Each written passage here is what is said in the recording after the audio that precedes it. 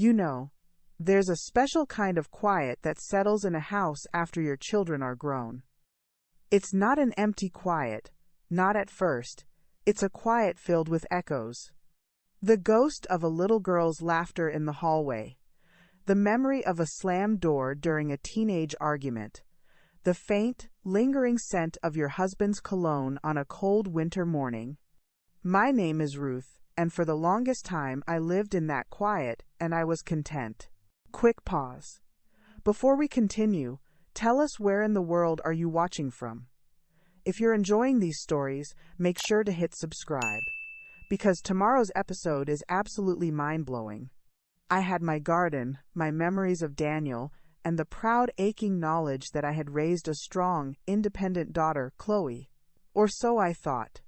The day it all started, the day the foundation of my life cracked, was a Tuesday. I remember, because Tuesdays were when Chloe usually called.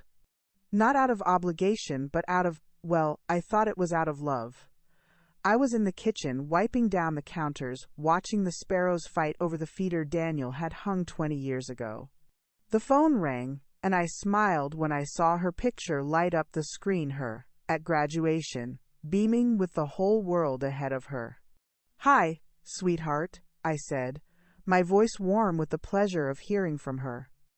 There was a pause, not a comfortable one, the kind of pause that makes the back of your neck prickle. "Mom, we need to talk." We. It was never just Chloe anymore. It was always we. Chloe and Mark. Mark, her husband of 5 years. Mark, the successful, handsome financier who had swept her off her feet and into a minimalist penthouse apartment that felt as warm and personal as a hotel lobby. "Of course, honey. Is everything all right?" "Look," she began, her voice all business, a tone she'd picked up from him. "Mark and I have been going over our long-term financial planning, and your situation, it's become a liability." I actually laughed, a soft, confused little sound. "My situation?" "Chloe, I'm fine. The house is paid off. My Social Security covers the basics. I have my little nest egg. That's just it, Mom," she said, and her voice was like ice. "Your nest egg is sitting in a savings account doing nothing. This house, this big, old, empty house, is a drain. The property taxes alone. And for what? You rattle around in it like a lone pea in a pod." I leaned against the counter, the laminate cool against my palm. "This is my home, Chloe. Your father and I built a life here. You grew up here." "That's the past, Mom." She sighed, a sound of profound impatience. "You're living in the past, and frankly, it's holding us back. We want to invest, to build a real legacy for our future children. We can't do that while we're worrying about you." The air left my lungs. "Worrying about me? I've never asked you for a single thing. Not one." "That's not the point," she snapped. And then she said the words that I would play over and over in my mind, each time feeling them like a fresh slap. "The truth is, Mom, you're just not financially savvy. You're getting on. And let's be honest, you're old and useless when it comes to these things. It's time to let someone competent handle it." Old and useless. The world narrowed to the grain of the wooden countertop, to the frantic chirping of the sparrows outside, to those 3 vicious words echoing in the silence of my heart. I couldn't speak. I couldn't breathe. "Mom, are you there? Look, we've found a wonderful assisted living facility. Bright, cheerful, they have bingo nights. We can sell the house, consolidate your assets, and Mark can manage everything. You won't have to worry about a thing. Managed, like a portfolio, like a problem." I have to go, Chloe," I whispered, my throat tight. "Just think about it," she said, her voice bright again, the business concluded. "It's for the best. Love you." The call ended. I stood there, in the kitchen my Daniel had built with his own hands, in the home where I'd rocked my daughter to sleep and I felt the walls themselves recoil, old and useless. The words weren't just an insult, they were an erasure. They wiped away a lifetime of work, of sacrifice, of love. They reduced me to a burden. Tears came then, hot and shameful. They weren't tears of sadness, not yet. They were tears of sheer, unadulterated shock. How had my little girl, the one I'd taught to tie her shoes, to read, to drive, how had she become this stranger who saw me as a ledger entry? I didn't call anyone that night. I couldn't bear to give those words a voice outside of my own head. I just sat in Daniel's old armchair, the one that still held his shape, and I watched the moon trace a path across the living room floor. The quiet of the house was different now. It wasn't filled with echoes anymore, it was just empty. And for the first time in my life, I felt truly, terrifyingly alone. But deep down, beneath the shock and the hurt, something else stirred. A tiny, stubborn ember. It was the ghost of the woman I used to be before I was just a mother, before I was just a widow. The woman Daniel had loved for her fire, not just her gentleness. Old and useless. The ember glowed a little brighter. No, Chloe, I am not. The week after that phone call was the longest of my life. Time seemed to stretch and warp, each day a dull ache. I moved through my routines like a ghost, watering plants I couldn't see, eating food I couldn't taste. The words, old and useless, were on a constant loop in my mind, a cruel mantra that colored everything. I'd look at my hands, veined and spotted with age, and hear her voice. I'd look at the stack of Daniel's old ledgers in his study, meticulously kept, and hear her voice. I was drowning in it. It was Auntie Grace who finally pulled me out.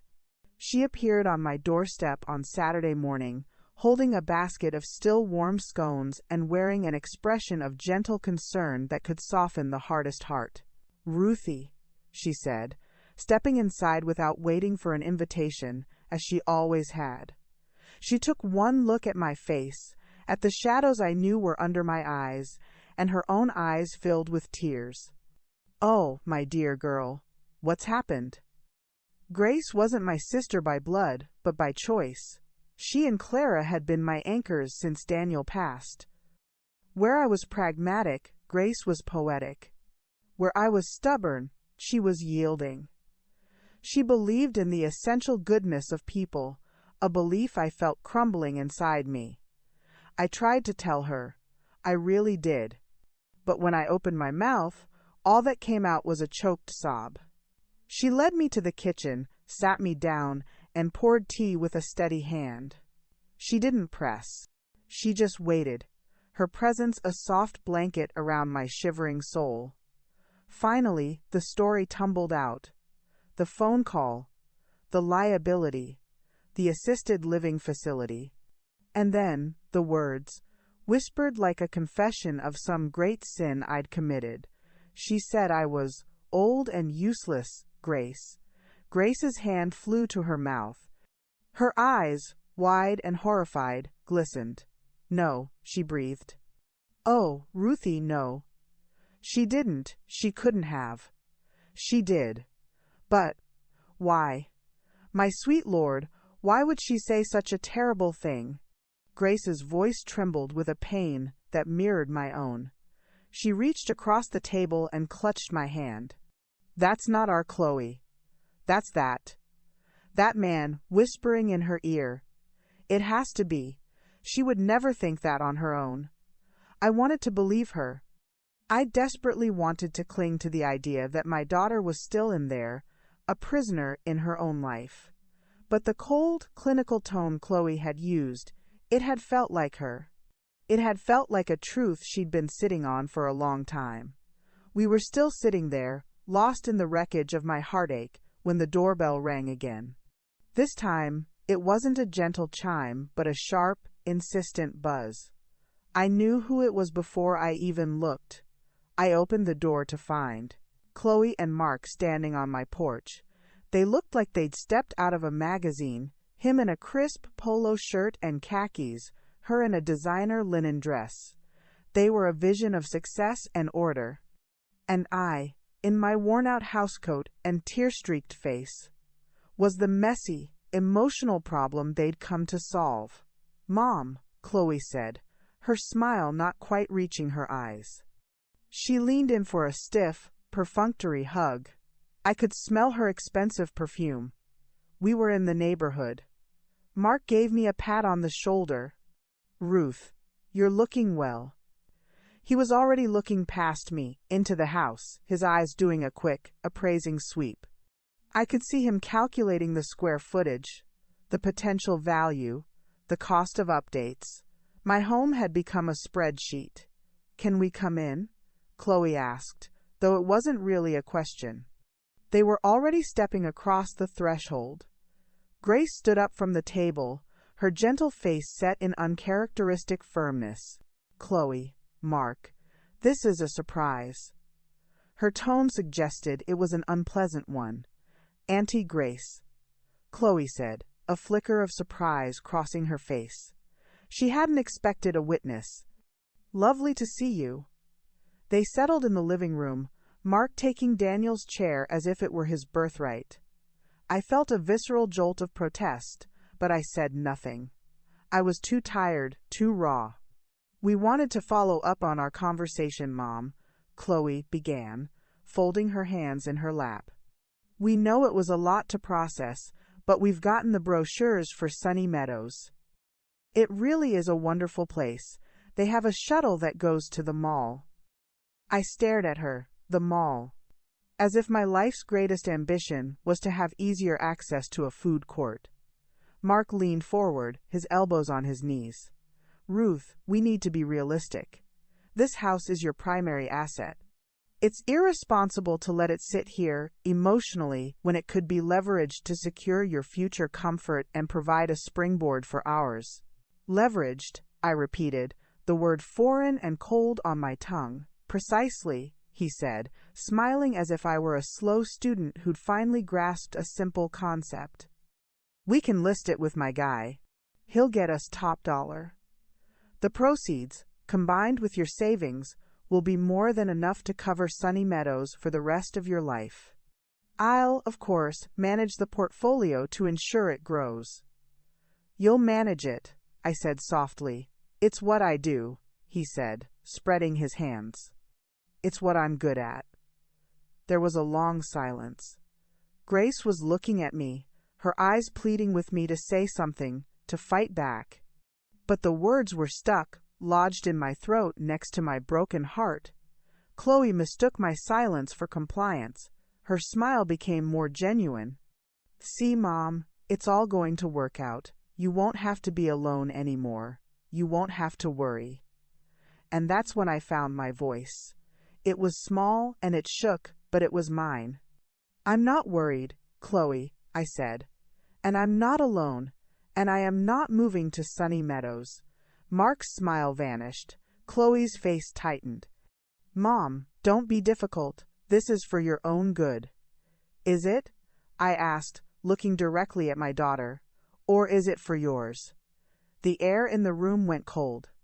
Mark stood up, his expression now one of controlled annoyance. "Ruth, we're trying to help you.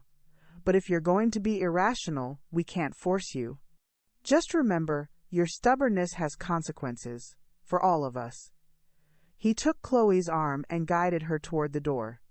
She looked back at me, and for a single, fleeting second, I saw a flicker of something in her eyes, not anger, but confusion, as if she genuinely couldn't understand why I was being so unreasonable about being put out to pasture. Then it was gone, replaced by a mask of resolute determination. "Think about it, Mom," she said, her final words before the door closed behind them. "Really think about it." The silence they left behind was heavier than before. Grace came and stood beside me, wrapping an arm around my waist. "Oh, Ruthie," she whispered, her voice thick with tears. "What are you going to do?" I looked out the window, watching their sleek, expensive car pull away from the curb. The tiny ember inside me, the one that had been glowing since the phone call, finally caught flame. I leaned my head on Grace's shoulder. "I don't know, Grace," I said, and it was the truth. "But I'm not going down without a fight." After Chloe and Mark left, the house felt different. It wasn't just quiet, it was charged, like the air before a storm. Grace stayed with me for hours. Her presence a warm, steady flame against the chill they'd brought inside. She made us more tea, sliced the scones she'd brought, and clucked around my kitchen, trying to restore a sense of normalcy with the gentle power of baked goods and kindness. But normalcy was gone. It had been packed up and shipped off to Sunny Meadows with the imaginary bingo nights. "You can't let this fester, Ruthie," Grace said, her hands wrapped around her mug. "A mother's heart, it's the strongest and the most fragile thing in the world. But you have to talk to her. Without him there." I shook my head, staring into the dark pool of my tea. "She won't come without him, Grace. It's like he's her translator for the world. For me." "Then you have to make her see," she insisted, her voice soft but urgent. "You have to remind her of who she is, of who you are to her."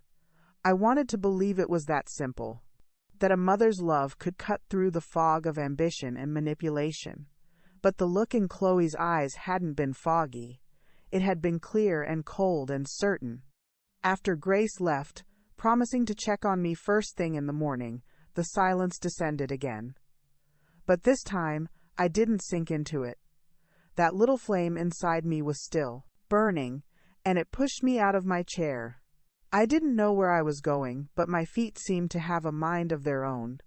They carried me down the short hallway and into Daniel's study. It was a room I usually avoided. The pain of his absence was sharpest here, among his things. The old oak desk, scarred and stained with decades of coffee cups and ink. The green glass banker's lamp. The smell of old paper and faint, lingering pipe tobacco. This was his sanctuary, the place where he'd built our life.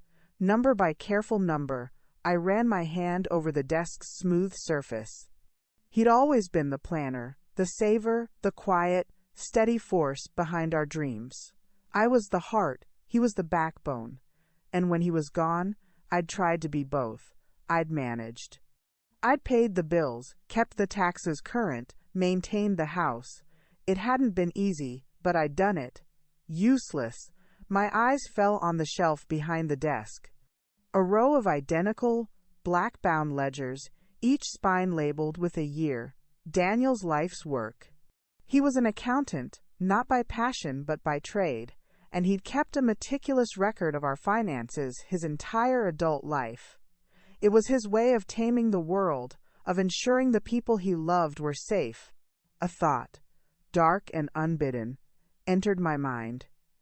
Is this what they were after? Not just the house, but the control over Daniel's carefully built legacy, the proof of his life's work.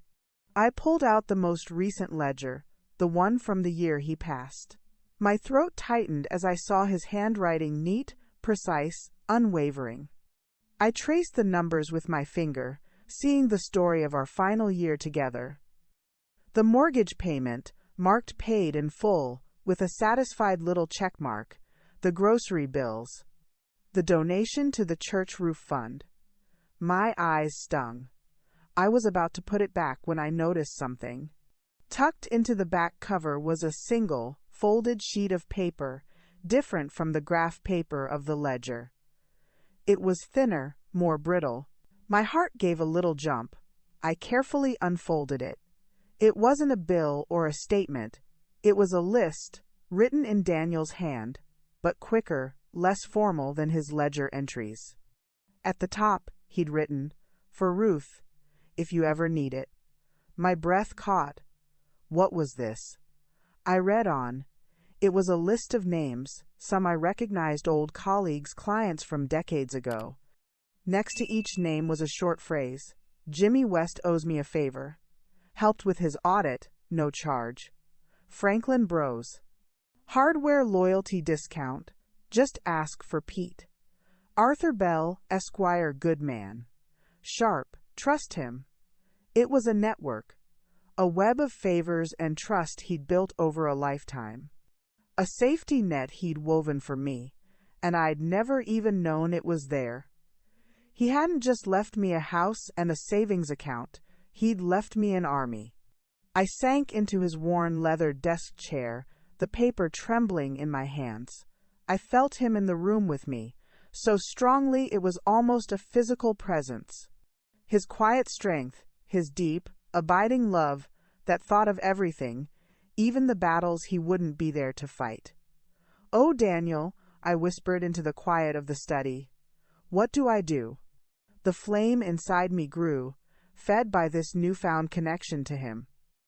I wasn't just fighting for my home, I was fighting for his home. For the life he built for us. I was defending his legacy from the very people who should have been honoring it. The next morning, I didn't wait for Grace. I called Clara. Auntie Clara was Grace's opposite in every way. Where Grace was a soft blanket, Clara was a hammer. She was a retired legal secretary, a woman who had seen the worst of people in divorce courts and probate battles, and she had no patience for what she called sentimental nonsense. She arrived within the hour, a small, fierce woman with a sharp gray bob and eyes that missed nothing. She listened to my story, her lips pressed into a thin line. I told her everything: the phone call, the visit, the words, old and useless. I showed her Daniel's list. She didn't cry. She didn't gasp. She just took the list, read it slowly, and then set it down on the kitchen table with a definitive tap of her finger. "Okay," she said, her voice like gravel. "Now you're talking. What do you mean?" "I mean you've been walking around here like a wounded deer, and it's time to become the hunter." She pointed at the list. Daniel knew. He knew there would be vultures. Maybe not his own daughter, but he knew. He was a good man, but he wasn't a naive one. "This Arthur Bell, Esquire. I know him. He's a pit bull in probate court. That's your first call." "A lawyer?" "Clara, I don't want to sue my own daughter. This isn't about suing Ruth. Not yet. This is about fortifying your position. They've declared war. You don't respond by offering to surrender on better terms. You build a moat. You man the walls." She leaned forward, her gaze intense. "Mark is a financial guy. He thinks in numbers. He thinks you're an emotional, feeble old woman who can be pushed around. It's time to show him he's wrong." "How?" "First, you call Arthur Bell. You get a full understanding of your rights. Second, you secure your assets. Change the passwords on your bank accounts. Today. Third, you start keeping a record. Write down every conversation. Dates, times, what was said. Every visit, every phone call. This isn't a family squabble anymore, Ruth. This is a financial takeover attempt, and you are the target." Hearing her say it so bluntly was like a splash of cold water. A financial takeover. It sounded so cold, so calculated, and it was the truth. "Chloe," I began, my voice breaking. Clara's expression softened, but only a fraction. "I love Chloe too, Ruth. I changed her diapers. But the girl you raised is not the woman who was sitting in your living room. That woman has been reprogrammed, and until she decides to fight her way back to herself, you have to treat her as a hostile party. It's the only way to save her from him and to save yourself." It was the hardest truth I'd ever had to swallow. That to fight for my daughter, I might have to fight against her. I looked from Clara's determined face to Daniel's list on the table. I thought of his words, "If you ever need it." I needed it. I picked up my phone, my hand steadier than it had been in days. I found the number for Arthur Bell, Esquire. The flame was no longer just a flicker. It was a pilot light, ignited and ready. "Okay, Clara," I said, my voice low but clear. Let's build a moat. The law offices of Bell and Associates were on the third floor of an old brick building downtown, the kind with creaky hardwood floors and the smell of lemon polish and old books. It was a world away from the glass and steel towers where Mark worked. This place felt grounded, permanent. It felt like it had seen its share of battles and was still standing. My hands were clenched tight around my purse strap as I sat in the waiting room. Clara sat beside me, a solid, unmovable presence, her own purse perched on her knees like a shield. She had insisted on coming. "You don't walk into a lion's den without backup, Ruth," she'd said. I was grateful. The courage I'd felt in my kitchen had dwindled to a nervous flutter in my chest. "Mrs. Thompson?" A young woman with a kind smile stood in the doorway. "Mr. Bell will see you now." We followed her down a hallway lined with framed diplomas and legal certificates. She ushered us into a large office, dominated by an enormous oak desk piled high with neat stacks of paper. And behind that desk was Arthur Bell. He wasn't what I expected. I suppose I'd pictured an older version of Mark, sleek, sharp-edged, oozing condescending charm. Arthur Bell was probably in his late 60s, with a comfortable paunch straining the buttons of his slightly rumpled waistcoat. He had a kind, lived-in face, a head of thick white hair, and eyes that were a startling, bright blue, twinkling with intelligence. He looked less like a pit bull and more like a friendly, well-fed grandfather, until he stood up and shook my hand. His grip was firm, his gaze direct and appraising, and in that moment I saw the pit bull Clara had promised. "Mrs. Thompson," he said, his voice a warm, rumbling baritone. "It's a genuine pleasure. I was very fond of your husband. Daniel was one of the good ones. A man of his word." He gestured to the leather chairs in front of his desk. "Please, sit. And you must be Clara." Still striking fear into the hearts of shoddy paralegals, I hear. Clara actually smiled, a rare and fleeting event. "Someone has to, Arthur. The world's going soft," he chuckled, a rich, comfortable sound that put me slightly more at ease. He settled back into his chair, lacing his fingers over his stomach. "Now," Clara gave me the broad strokes on the phone. "But I'd like to hear it from you, Ruth. May I call you Ruth? Start from the beginning. Leave nothing out." So I did. My voice wavered at first, but as I spoke, as I relived the phone call and the visit, the steadiness in his eyes gave me strength. I told him everything. The liability comment, the assisted living facility, the appraisal of my home with their eyes. I told him about the words old and useless, and my voice broke saying them aloud in this professional masculine space. Arthur Bell didn't interrupt. He didn't flinch. He just listened, his head slightly cocked, those bright blue eyes fixed on me. When I finished, I felt drained, but lighter, as if I'd passed him a heavy, toxic burden. He was silent for a long moment, staring at a point somewhere over my shoulder. Then he sighed, a sound of deep, professional disappointment. "It's a classic playbook, I'm afraid. Isolate the asset, that's you. Undermine their confidence, create a sense of crisis and dependency. Then step in as the competent solution."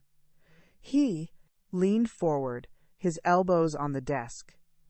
The old and useless comment is particularly telling. It's not just an insult, it's a strategic move to make you doubt your own capacity to manage your affairs. It lays the groundwork for a competency petition. A cold dread trickled down my spine. A what? A petition to the court, claiming you are no longer mentally or physically capable of handling your own finances. If granted, the court would appoint a conservator. And given their narrative, they would, of course, suggest your loving daughter and her financially savvy husband were the natural choices. The room seemed to tilt. It was one thing to suspect their greed, another to hear a professional lay out the cold, legal mechanics of it. They weren't just trying to push me into a home. They were planning to have me declared incompetent. A non-person. Clara made a low, growling sound in her throat. I knew it. Vultures.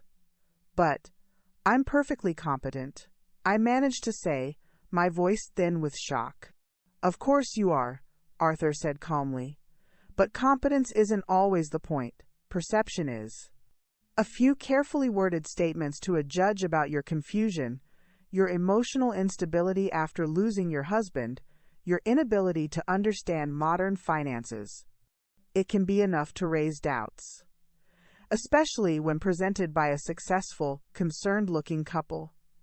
I felt the walls closing in. This was so much bigger, so much uglier than I had imagined. So what can I do? I whispered.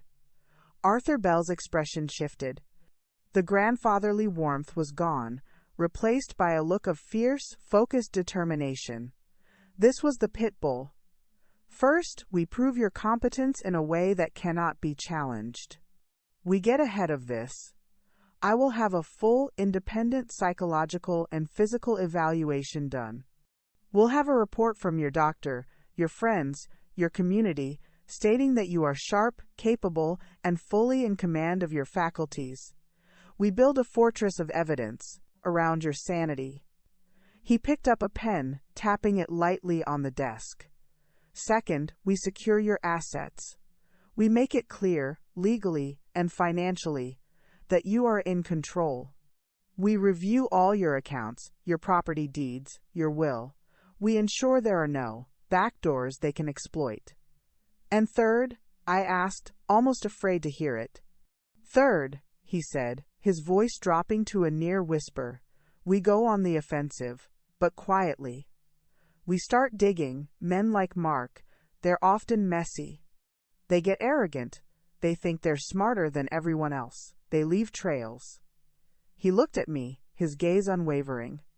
Ruth, did Daniel leave any financial records? Beyond the usual bank statements? The ledger, the list. I opened my purse and pulled out the folded sheet of paper Daniel had left. My hands were trembling again, but this time with a sense of purpose. I handed it to him. He left this in one of his old ledgers. Arthur Bell took it, his eyebrows raised. He unfolded it carefully and read it. A slow, genuine smile spread across his face. It transformed him. Well, I'll be damned, he murmured. He looked up at me, his eyes shining with something like respect. He left you the keys to the kingdom, Ruth. He wrote, if you ever need it, I said softly. You need it, Arthur said, his voice firm. Arthur Bell, Esquire, good man. Sharp, trust him. He read aloud, then chuckled. He was right about 2 out of 3, but trust him. That's the important part. You can trust me, Ruth. We're going to use this. We're going to call in every favor, follow every thread. Jimmy West, he's a private investigator now. A very good one. Owes me a favor. I'll bet he does. He folded the paper and handed it back to me as if it were a sacred text. You keep this safe. This is your map. For the first time since this nightmare began, I felt a surge of something that wasn't fear or grief. It was power, a tiny, nascent sense of control. Daniel had not just left me a list of names. He had left me a strategy. He had left me a general. Arthur Bell stood up, signaling the meeting was over. He came around the desk and took my hand again. You are not old, and you are certainly not useless, Ruth. You are the client, and we are going to win this. They have picked a fight with the wrong woman, and more importantly, they picked a fight with the legacy of the wrong man. As Clara and I walked out of the building and into the afternoon sun, the world looked different. The colors seemed brighter. The weight was still there, but it was a different kind of weight, the weight of armor, not of chains. Clara linked her arm through mine. See? A pit bull. I took a deep breath, filling my lungs with the crisp air. He is. I agreed. But so am I. I just didn't know it yet. Walking out of Arthur Bell's office felt like stepping out of a bunker and into the first day of a war I hadn't asked for. The air itself felt different, charged, dangerous, but also clear. The vague dread had been given a name and a shape, a competency petition. The idea was so vile, so violating, that it burned away the last of my paralyzing grief. What was left was a clean, sharp anger. Clara was silent on the drive home, her knuckles white on the steering wheel. I knew that look. She was strategizing, her mind racing 3 steps ahead of everyone else. When she pulled into my driveway, she turned off the engine and sat for a moment, staring at my house as if it were a fortress under siege. "He's right, you know," she said finally. "The doctor first. We need that evaluation. The sooner, the better. I'll call my guy, Dr. Evans. No nonsense. Doesn't bow to pressure." I nodded, feeling a strange sense of detachment. My life was now a checklist of defensive maneuvers. "Okay, and the bank," she continued. "Today, before the sun sets, we change everything. Passwords, security questions, the whole lot. You have online banking?" I think so. Daniel set it up. I just used the little book he wrote the passwords in." The words felt foolish coming out of my mouth, useless. Clara's head snapped toward me. "Where is that book?" "In the top drawer of his desk." "We burn it," she said flatly. "After we change every single password to something Mark and Chloe could never guess. Your mother's maiden name, the name of your first pet, something from your life, not Daniel's, something they don't know." The ruthlessness of it was breathtaking. It felt like betrayal. These were the practical details of my life, the little pieces of trust I'd shared with my family. Now I had to weaponize them against my own daughter. "Clara, this feels so extreme." "Ruth," she said, her voice softening for a fraction of a second. "They are planning to have a judge declare you a senile old woman and hand your life over to them. They are the ones who made it extreme. We are just building walls to keep the wolves out." "The wolves, my own child." I took a deep breath. Okay. The next few hours were a blur of grim, methodical action. We started with the bank. I sat at Daniel's desk, Clara perched on the edge like a watchful hawk as I navigated the online portal. Clicking "Forgot Password" felt like an act of rebellion. Creating a new one, Mittens 1947, after my childhood cat, felt like laying the first stone in my new fortress. We changed the security questions. "What was your first car?" "A blue bicycle." "What was the name of your elementary school?" "PS 38. A life they knew nothing about. Then Clara made me call my doctor's office. My voice shook as I asked for a comprehensive evaluation for legal purposes. The receptionist was politely confused but scheduled me for the next morning. Hanging up, I felt a flush of shame. I was having to prove my own mind. It was exhausting. By the time Clara left, the emotional fatigue was a physical weight on my shoulders. The house was quiet again, but the silence, it was no longer empty. It was watchful. I was the sentry now. I was making a cup of tea, my hand still trembling slightly, when my phone rang. The screen lit up with a picture of Chloe, age 7, missing 2 front teeth, grinning with unabashed joy. The contrast between that child and the woman who had sat in my living room was a physical pain in my chest. I almost didn't answer. But Arthur Bell's words echoed in my mind. Write down every conversation. This was intelligence. I had to gather it. I picked up the phone. "Hello, Chloe." My voice was calm, neutral. It surprised me. "Mom." "Hi." She sounded bright, artificially cheerful. "I just wanted to check in. See how you're feeling after our talk." "Our talk."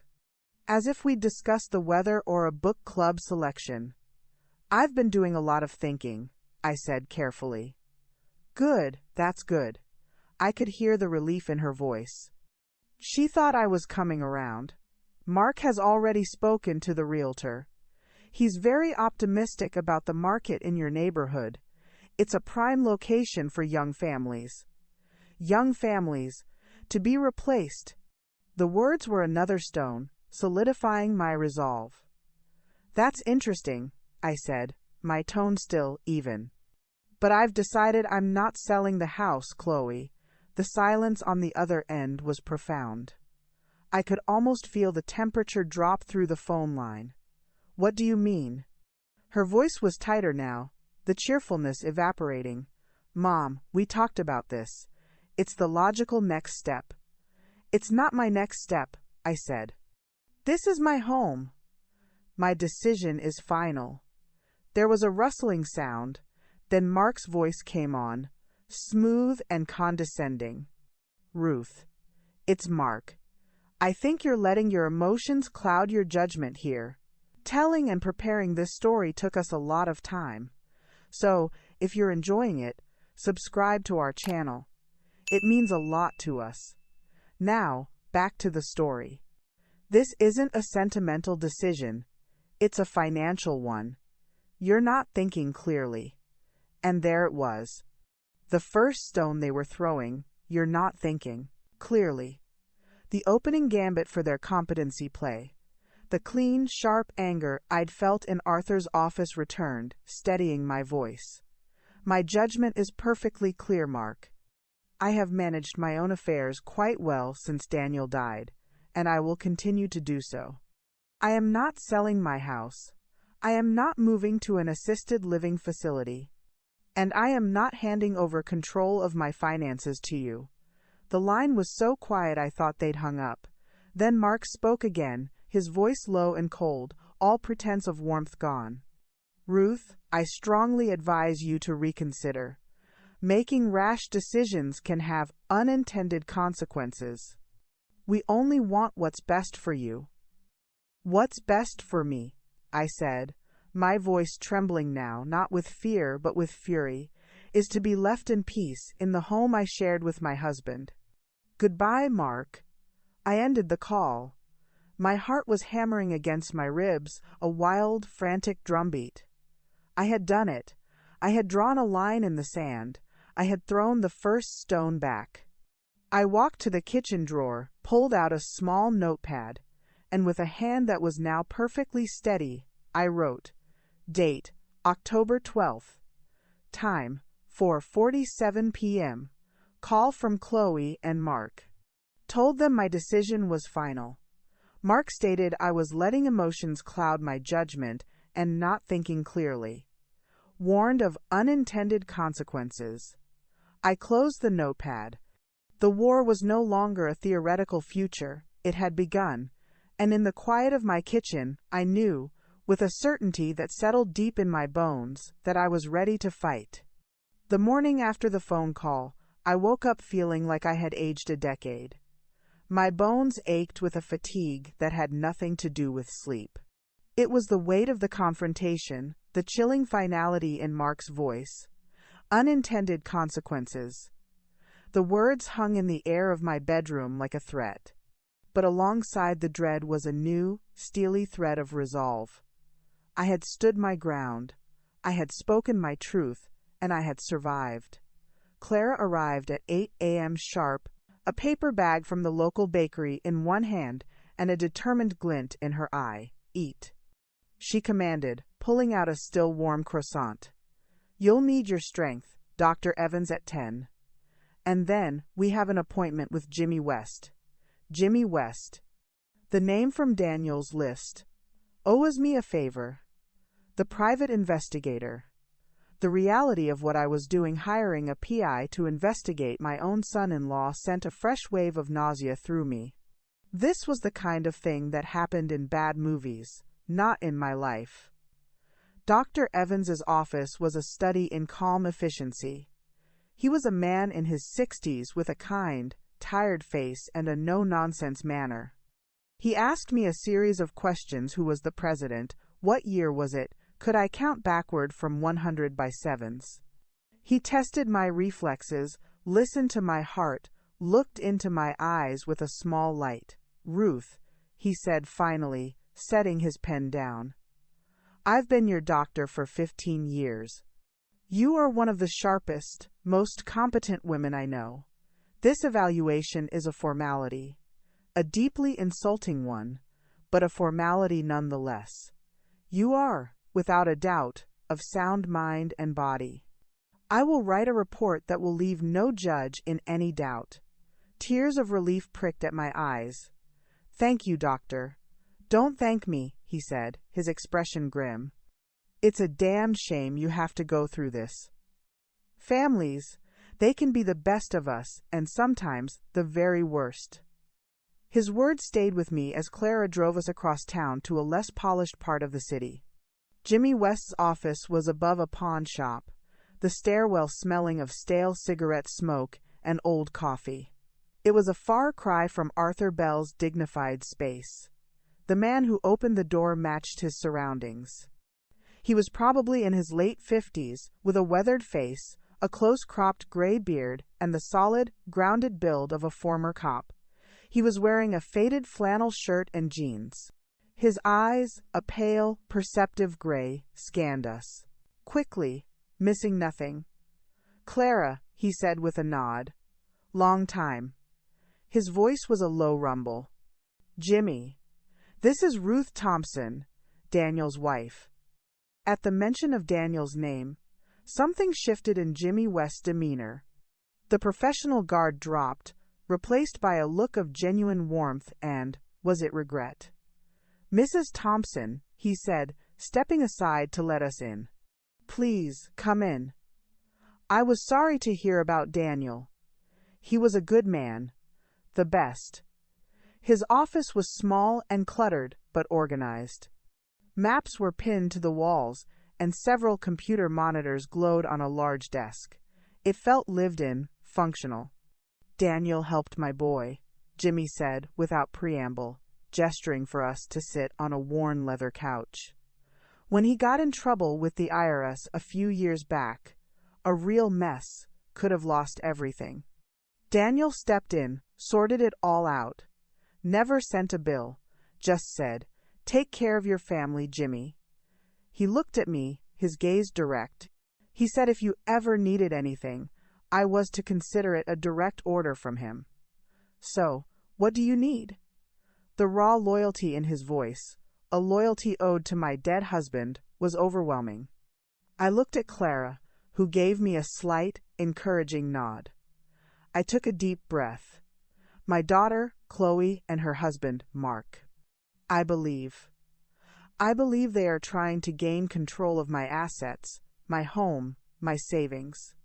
They've threatened me with a competency hearing. Jimmy's face didn't change, but his eyes hardened. "What's the husband's full name and occupation?" "Mark Brennan. He's a financial advisor at Crestwood Partners." Jimmy West let out a soft, humorless snort. He turned to one of his computers, his fingers flying across the keyboard. "Crestwood, fancy, lots of shiny glass and big promises." He typed for a few more moments, then swiveled the monitor toward us. It showed a professional website with Mark's smiling, confident headshot. "This him?" "Yes, I," whispered, my stomach clenching at the sight of his polished smile. "Okay," Jimmy said, turning the screen back. "I'll start digging. Finances, business dealings, any past litigation, complaints with the SEC, I'll see what bubbles up. Men like him, they usually have a trail. They get greedy. They cut corners." He looked back at me. "It might take a little time. I'll be discreet." "Thank you, Mr. West," I said, my voice thick with emotion. "Jimmy," he corrected. "And don't thank me.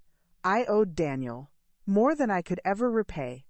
He stood up, a clear signal that the meeting was over. "I'll be in touch." As we walked back down the smelly stairwell and into the daylight, I felt like I had just enlisted a shadowy general in my private war. It was unsettling, but also empowering. Daniel's web was real. He had allies in places I never knew, and they were mobilizing for me. That evening Grace came over. She took one look at my face and knew the battle lines had been drawn. She listened, her hands clasped tightly in her lap, as I told her about the doctor, about Jimmy West, about the cold call with Mark. When I finished, she was silent for a long time, tears tracing quiet paths down her cheeks. "Oh, Ruthie," she finally whispered. "To think of you. Having to do all this, it breaks my heart." "It breaks mine too, Grace," I said, the strength I'd felt all day beginning to waver. "But what choice do I have? Roll over and let them take everything? Let them tell a judge I've lost my mind?" "No," she said, her voice firming with a surprising strength. "No, you fight. You fight like Daniel would want you to. I pray that somewhere in all this, we can find our Chloe again. That this hasn't destroyed her completely." Her words echoed my deepest, most secret hope. That this wasn't just about winning a legal battle, but about saving my daughter from the life she had chosen. Later, as I got ready for bed, my phone buzzed with a text. It was from Chloe. "Mom, we're worried about you. Your behavior is becoming erratic and secretive. We think it's best if we come over tomorrow to talk about next steps. We've contacted a family lawyer for guidance." I read the words again and again. Erratic and secretive. The language was escalating. It was their narrative being written in real time. They were building their case. I didn't reply. Instead, I went to the notepad by my bed. Date, October 13th. Time, 9:32 p.m. Text from Chloe. Accuses me of erratic and secretive behavior. States they have contacted a family lawyer. The web they were weaving was becoming clearer. And I, with my doctor's report, my new passwords, and my own shadowy investigator, was starting to weave one of my own. The battle for my mind, my home, and my daughter had well and truly begun. The text from Chloe felt like a declaration, erratic and secretive. They were no longer just suggesting I was incapable, they were building a case for it. The phrase was a legal bullet, and they had just loaded the gun. I didn't sleep. I lay in the dark, the silence of the house pressing in on me, every creak and groan sounding like a footstep, a whispered conspiracy. Were they already drafting the petition? Were they sitting in their sterile penthouse, surrounded by screens flashing numbers, calmly plotting how to have me declared a ward of the state? The next morning, I felt hollowed out, a shell held together by sheer will and Clara's strong coffee. She read Chloe's text, her lips thinning to a bloodless line. "It's starting," she said, handing the phone back to me as if it were contaminated. "They're establishing a pattern. We're concerned. She's acting strange. We're seeking legal guidance for her own good." It's textbook. She fixed me with a hard look. "You cannot see them tomorrow, Ruth, not alone. Not without Arthur Bell present." The thought of a lawyer-mediated meeting in my own home made me feel sick. This was where I'd fed Chloe birthday cake, where we decorated Christmas trees, where Daniel and I had danced to old records in the living room. To turn it into a battlefield felt like a desecration. But if I refuse, it just makes me look more erratic, I said, the word bitter on my tongue. "Then we control the narrative," Clara countered. "You reply, you keep it calm, rational, and you set the terms." She pushed a notepad toward me. "Write this down. Thank you for your concern. I am perfectly well. If you wish to discuss my future plans, you may contact my attorney, Arthur Bell, Esquire. His details are below." I stared at the words. They were so cold, so final. It was the verbal equivalent of slamming a door and throwing a deadbolt. "Do it, Ruth," Clara said, her voice softening just a fraction. It's not cruelty. It's self-preservation. My hand trembled as I typed the message, each tap of the screen feeling like a nail in the coffin of my relationship with my daughter. I showed it to Clara. She nodded. I took a deep, shuddering breath and hit send. The response was almost instantaneous, not a text but a phone call. Chloe's name flashed on the screen, a frantic, pulsing beacon of the storm I had just unleashed. "Don't answer," Clara said. I let it ring. It went to voicemail. A moment later, my phone chimed, then again, and again.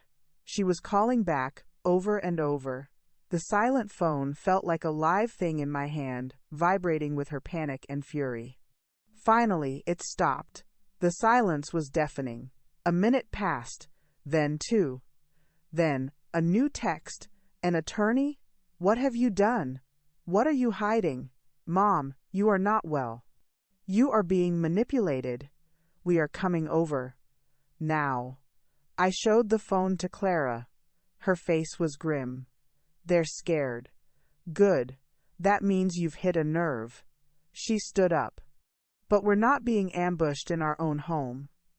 Get your purse. We're going to Grace's." "Grace's?" "Somewhere they won't think to look. Somewhere you can be calm. I'll call Arthur and let him know the wolves are at the door." It felt like fleeing. It felt cowardly. But Clara was right. A confrontation now, in my current state, would be a disaster. I would be the emotional, unstable woman they were claiming I was. We drove to Grace's little cottage on the other side of town. The moment Grace opened the door and saw our faces, she understood. She didn't ask questions. She just pulled me inside and into a tight, lavender-scented hug. "Oh, my dear," she murmured. "Come in, come in. I've just made tea." We sat in her cozy, chintz-filled living room, the polar opposite of my current reality. Clara was on the phone in the kitchen, her low, urgent voice a counterpoint to the gentle ticking of Grace's grandfather clock. Grace held my hand. "Just breathe, Ruthie. The Lord is in this storm with you. You are not alone." But I felt alone. The chasm between me and Chloe had just become a canyon, and I was the one who had detonated the charges. Had I been too harsh? Had I pushed her further into Mark's arms? An hour later, Clara came back into the room. "Spoke to Arthur. He's impressed. Says you handled it exactly right.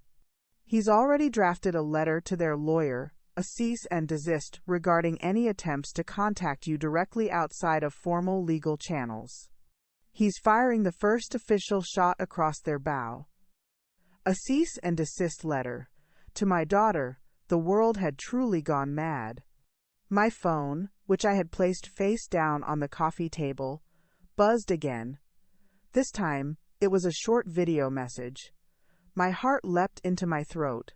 With a trembling finger, I pressed play. It was a video of my house, taken from the street. The camera panned over the front garden, the porch, the windows. Then it zoomed in on the front door. There was no one there. It was just my house, empty, silent.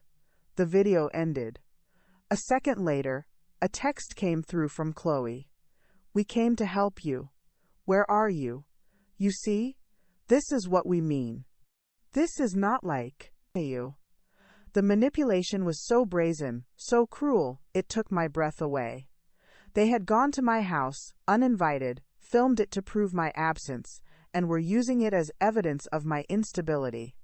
The sheer, calculating coldness of it shattered the last lingering fragment of my doubt. This wasn't my daughter.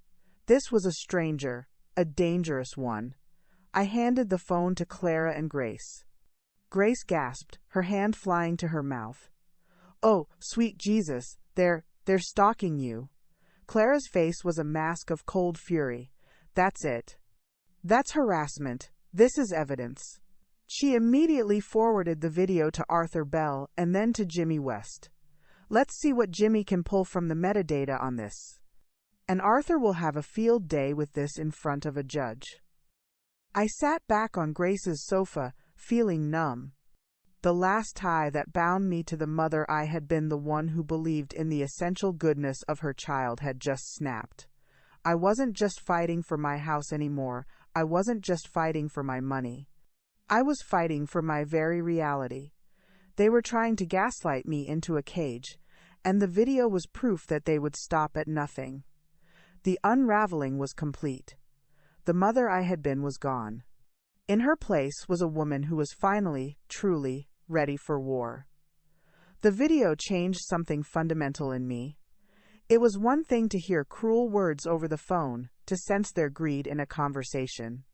It was another to see the stark, visual proof of their campaign. They weren't just trying to persuade me, they were documenting me, building a case against me as if I were a criminal. My own home had become a crime scene in their narrative, and my absence was the evidence.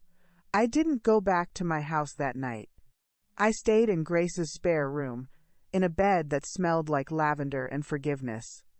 But I found no peace. I lay awake, staring at the floral patterns on the wallpaper, the video playing on a loop behind my eyes. The slow, deliberate pan across my porch felt more violating than if they had kicked the door in. The next morning, Clara was back, her energy like a contained thunderstorm. Arthur has the letter ready. Jimmy is working on the video.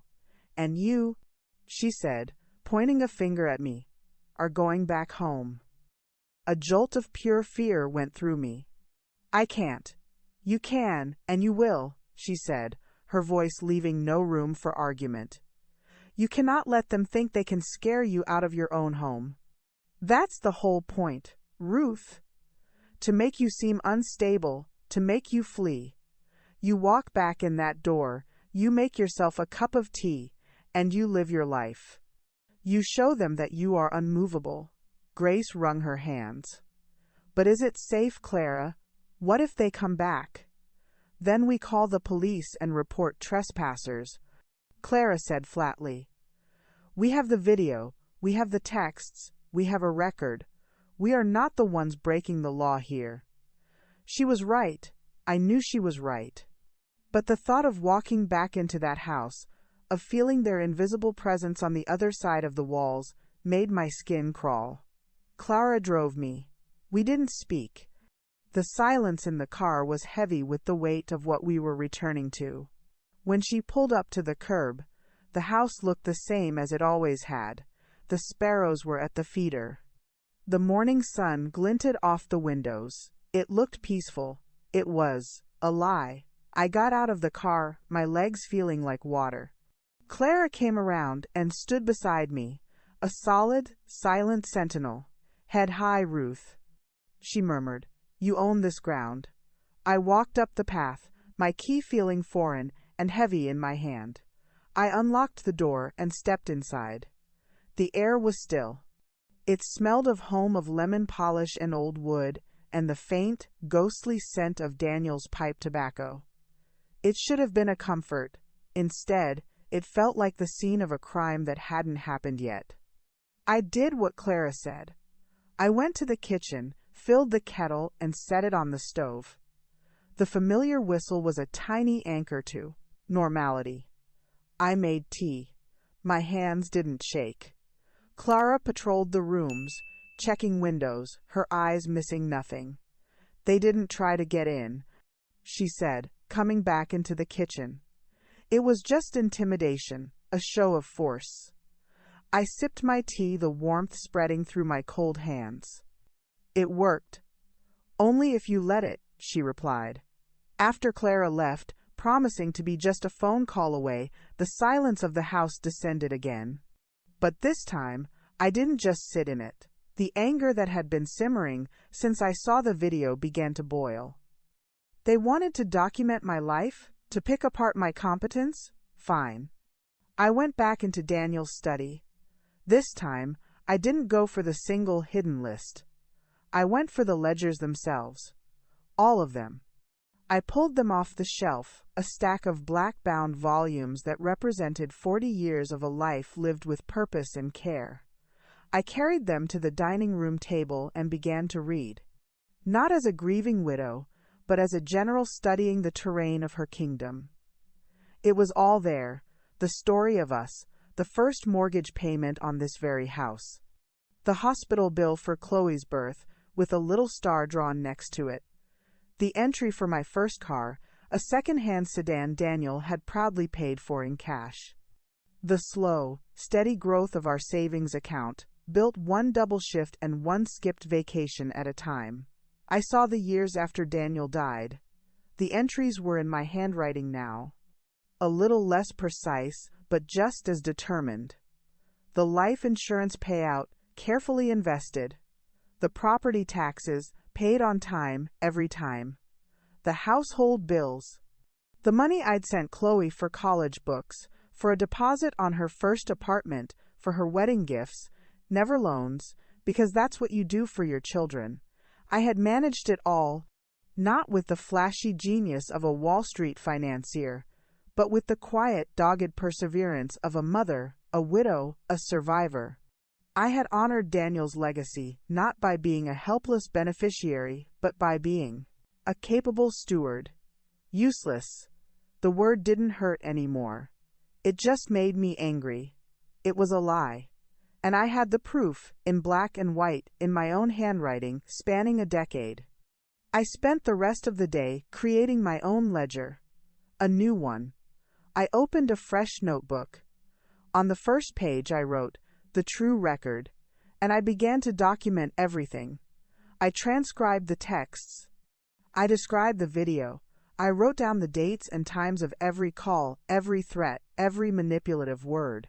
I noted the names of my allies, Arthur Bell, Jimmy West, Dr. Evans. I listed my assets, my accounts, my debts. There were very few. I was building a fortress made of paper and truth. It was late afternoon when my phone rang. It wasn't Chloe. It was Jimmy West. "Ruth," he said, his voice calm and matter-of-fact. "I've found something." My heart stuttered. "What is it?"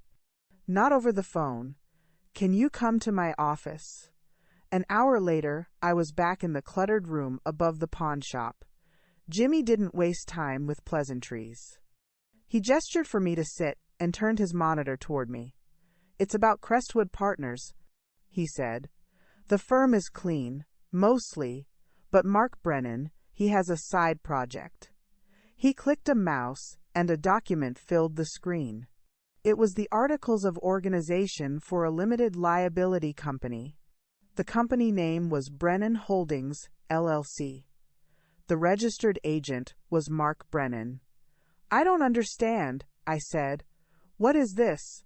"A shell company," Jimmy said. "He's funneling money into it. Small amounts, from different sources. It's sloppy. He's using his work email for some of the correspondence." He clicked again, pulling up a bank statement for the LLC. "But that's not the interesting part. Look at the other name on the account." I leaned forward, my eyes straining. And there it was, listed as a co-manager of the LLC. The name was Chloe Thompson Brennan, my daughter. My breath left my body in a rush. She wasn't just a manipulated wife going along with her husband's schemes. Her name was on the paperwork. She was a participant. Jimmy's gaze was steady, almost pitying. "This LLC took out a loan 6 months ago. A big one, collateralized against future assets." He let the words hang in the air. Future assets. My house, my savings. They hadn't just been planning this for a few weeks. They had taken out a loan, betting on their ability to get their hands on my life. They had spent the money before they even had it. I thought I was prepared for any revelation. But this was a level of betrayal so cold, so calculated, it felt like falling into an icy lake. They hadn't just wanted to manage my life, they had leveraged it. They had mortgaged my future for their present. I looked at Jimmy West, my vision blurring. "Can I have a copy of all this?" "Already printed," he said, sliding a thick envelope across the desk. "For you and for Arthur." I took the envelope. It felt like it weighed 1,000 pounds. It was no longer just a stack of papers, it was a weapon.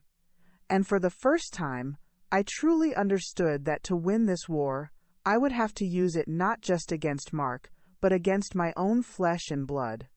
The ledger of my life had just acquired a new, devastating chapter. Holding that envelope from Jimmy West felt like holding a live grenade. The weight of it, the sheer destructive power contained within those pages, made my arms ache all the way back to my car. I sat in the driver's seat for a long time, the envelope on the passenger side, just staring at my own hands on the steering wheel. They were the same hands that had rocked Chloe to sleep, that had held hers crossing the street, that had clapped at her school plays.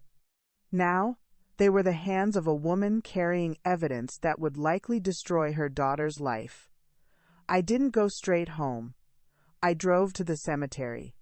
I hadn't been to Daniel's grave in months. The pain was usually too fresh, too sharp. But today, I needed him. Not his memory, not the echo of his voice in my mind, but the physical reality of the earth that held him. I needed to stand on solid ground and speak to the one person who had loved Chloe as fiercely as I did. The autumn leaves crunched under my feet as I walked the familiar path. His headstone was simple, just his name and dates, and the words, "Beloved husband and father." I knelt, the cold from the damp ground seeping through my pants, and placed my hand on the cool, rough granite. "Daniel," I whispered, my breath misting in the chill air. "I'm in so much trouble. Our girl, our Chloe." The words wouldn't come. How could I tell him that the child we had created, the one whose tiny fingers had once curled so trustingly around his, was now a co-conspirator in my destruction? I laid the envelope on the grass in front of the headstone. "Jimmy found this," I said, my voice breaking. "They have a company, Daniel. They took out a loan against our home. Against our life." A sob escaped, raw and painful. What do I do? How do I fight our own child? The wind rustled, the dry leaves of the old oak tree, shading his plot. It was just the wind, but in that moment it felt like an answer. A sigh. A release. I remembered his voice. Not from a memory, but from the core of my being. "You are stronger than you think, my Ruth. You have always been the strongest one of us all."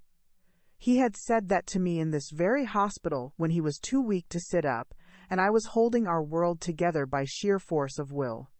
He had believed in me. Not the mother, not the widow, but the woman. I looked at the envelope, this weapon of truth, and I knew, with a certainty that settled deep into my bones, what I had to do. I couldn't protect Chloe from the consequences of her choices any longer. To save her, I had to let her fall. To save myself, I had to be willing to break her. It was the hardest decision of my life. I picked up the envelope, stood up, and brushed the grass from my knees. "I'll do what I have to, Daniel," I said to the silent stone. "I'll protect what you built, and I'll try to save our girl from herself." When I got home, I didn't call Clara. I didn't call Grace. I called Arthur Bell. I laid it all out for him, my voice unnaturally calm. The LLC, the loan, Chloe's name on the documents. There was a long, weighty silence on the other end of the line. "This is it, Ruth," he said finally, his voice grave. "This is the linchpin. This moves us from defense to a very powerful, preemptive strike. This isn't just about protecting you anymore. This is about proving financial exploitation and fraud." The words were so clinical. Exploitation. Fraud. They were words for criminals, not for my daughter. "What happens now?" I asked. "Now we wait for them to make their move," Arthur said. "They've contacted a lawyer. They will file something soon, likely the competency petition. And when they do, we will respond not just with a denial, but with this: I could hear the grim satisfaction in his voice. We will bury them in their own greed. The next week was the strangest of my life. It was the calm before the storm. The threatening texts from Chloe stopped. The phone calls ceased. It was a silence more menacing than any noise.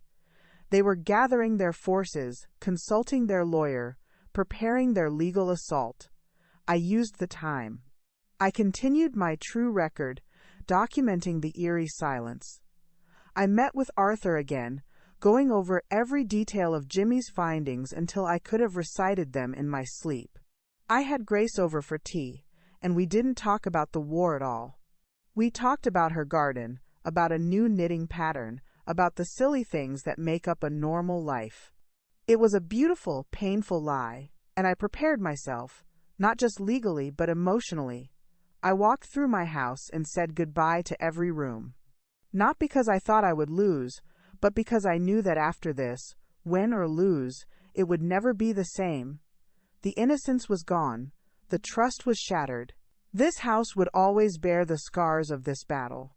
One evening, I took the pale pink dress I'd bought for Chloe's wedding out of my closet. I hadn't worn it since. I held it up in front of me, looking at my reflection in the mirror. The woman staring back was older, yes. Her eyes were shadowed with a pain they hadn't known then, but they were also clearer, sharper. She was not useless. I didn't burn the dress, as Clara had once suggested. I folded it carefully and put it in a box at the back of my closet. It was a relic from a different life, a life before the fracture. I didn't need to destroy it to be free of it. I just needed to acknowledge that the woman who had bought it was gone. The storm was coming. I could feel it in the air, in the unnatural stillness. They thought they were coming for an old, useless woman. They thought they were coming to take what was theirs. But they were wrong. I was ready. I had my ledger. I had my allies. I had the truth, and I had nothing left to lose. The storm broke on a Tuesday. Of course, it was a Tuesday. It felt like all the worst days of my life landed on a Tuesday. It wasn't a phone call or a text. It was a thick, official-looking envelope delivered by a uniformed process server. He was a young man, impossibly young, with an apologetic look in his eyes as he handed me the packet. "Have a good day, ma'am," he said, before turning and quickly walking back to his car. He knew he was delivering a bomb. My hands were perfectly steady as I carried the envelope inside to the kitchen table. The outside was crisp and white, with my name and address printed in a severe, business-like font. Below my name, it said, "In the matter of the guardianship of Ruth Thompson." There it was. The words I had been dreading, made real. They had done it. They had filed the petition to have me declared incompetent. I didn't rip it open. I took a kitchen knife and carefully slit the top, a surgeon performing the first incision. I pulled out the stack of papers. The language was dense, legalese, designed to intimidate and confuse. But I had been preparing for this. I read it slowly, deliberately. It was worse than I could have imagined. The petition, filed by Chloe Thompson Brennan and Mark Brennan, was a masterpiece of character assassination. It painted a picture of a woman in rapid, tragic decline. It cited my increasing isolation and paranoia, my refusal to see them. It mentioned my erratic financial behavior, changing my passwords, hiring a lawyer. It described my inability to maintain a clean and safe living environment, citing a single, out-of-context visit where a pile of mail was on the counter. It claimed I had become suspicious and hostile toward my only child, who seeks only to ensure my well-being. Every act of my self-defense had been twisted into a symptom of my madness. And then, I got to the supporting affidavits. There was one from Mark, full of corporate jargon about asset preservation and fiduciary responsibility. But it was Chloe's that made the world dissolve around me. I, Chloe Brennan, being duly sworn, depose and say, her words, sworn under oath, cut deeper than any insult she could have hurled in anger. My mother, Ruth Thompson, has never fully recovered from the death of my father. In recent months, her mental state has deteriorated significantly. She has become forgetful, often repeating stories or forgetting appointments. She has expressed irrational fears that my husband and I are out to get her. She has made poor financial decisions, including withdrawing large sums of cash for unknown reasons and refusing to discuss her finances with us, her only family. We are deeply concerned for her safety and well-being. We believe she is vulnerable to exploitation by outsiders and is no longer capable of managing her own affairs. We love my mother dearly and are only seeking what is in her best interests. I had to stop reading. The bile rose in my throat. I love my mother dearly. The hypocrisy was so profound it was almost artistic. She was using the sacred bond between us as the very weapon to destroy me. I don't know how long I sat there, just staring at her signature at the bottom of the page. It was her handwriting, the same loopy script from her childhood thank you notes. It was real. The phone rang, shattering the silence. It was Arthur Bell. "Ruth," he said, his voice tight. "They filed. I've just received a copy." "I have it," I said, my own voice a hollow echo. "Good. Do not panic. This is what we expected. This is their opening gambit. And now," he said, and I could hear the fierce grin in his voice, "we get to show them our hand." "We respond?" I asked. "We do more than respond," he said. "We file a motion to dismiss. And we attach our evidence as exhibits. We hit them with everything, all at once. We don't give them a chance to recover. We show the court, in no uncertain terms, that this is not a case of a declining elderly woman, but a case of blatant, premeditated financial exploitation by her avaricious daughter and son-in-law." The cold, legal precision of his plan was a balm on my burning heart. He was turning my pain into a strategy. "Okay," I said, my voice stronger now. "What do I need to do?" "Nothing right now. I'll draft everything. But Ruth, be prepared. When they get our response, they will know we are not rolling over. They will know we have the goods on them." Their reaction. It may not be pleasant. Let them react, I thought, looking at Chloe's lies on the paper in front of me. Let them scream. Let them rage. I called Clara. She came over within minutes, her face a thundercloud as she read the petition. She didn't say a word until she finished. Then she slammed the pages down on the table. "Lies," she spat. "Every word of it. We'll make them eat every single one." Then I called Grace. She cried when I read her parts of it over the phone. "Oh, that poor, lost child," she wept. "To put such words on paper. She has damned herself." The next 48 hours were a whirlwind of quiet activity. Arthur worked tirelessly, assembling our counterattack. He incorporated Dr. Evans's glowing report on my competency. He included excerpts from my true record, showing the timeline of their threats and manipulation. And, at the heart of it all, he attached the documents from Jimmy West, the LLC, the loan, Chloe's name as a co-manager. It was a package of annihilation. The day Arthur filed our response with the court, I felt a strange sense of peace. The die was cast. The truth was now a matter of public record. There was no going back. The silence from Chloe and Mark was absolute for about 6 hours. Then my phone exploded. It started with a text from Chloe, "How could you?" Then another, "You are trying to ruin us." Then a call from Mark. I didn't answer. He left a voicemail, his voice shaking with a fury he could barely contain. "Ruth, this is slander. These are lies. You have no idea what you've done. Retract this immediately, or I swear to God, you will regret it. I played it for Clara, who had stationed herself in my living room like a general awaiting news from the front. She listened, her expression unmoved. "They're scared," she said simply. "They're finally understanding that they're not the smartest people in the room." But the final message came later that night. It was from Chloe. Not a text, not a call, an email. The subject line was, "You've left me no choice." I opened it. There was no greeting, just a single devastating sentence.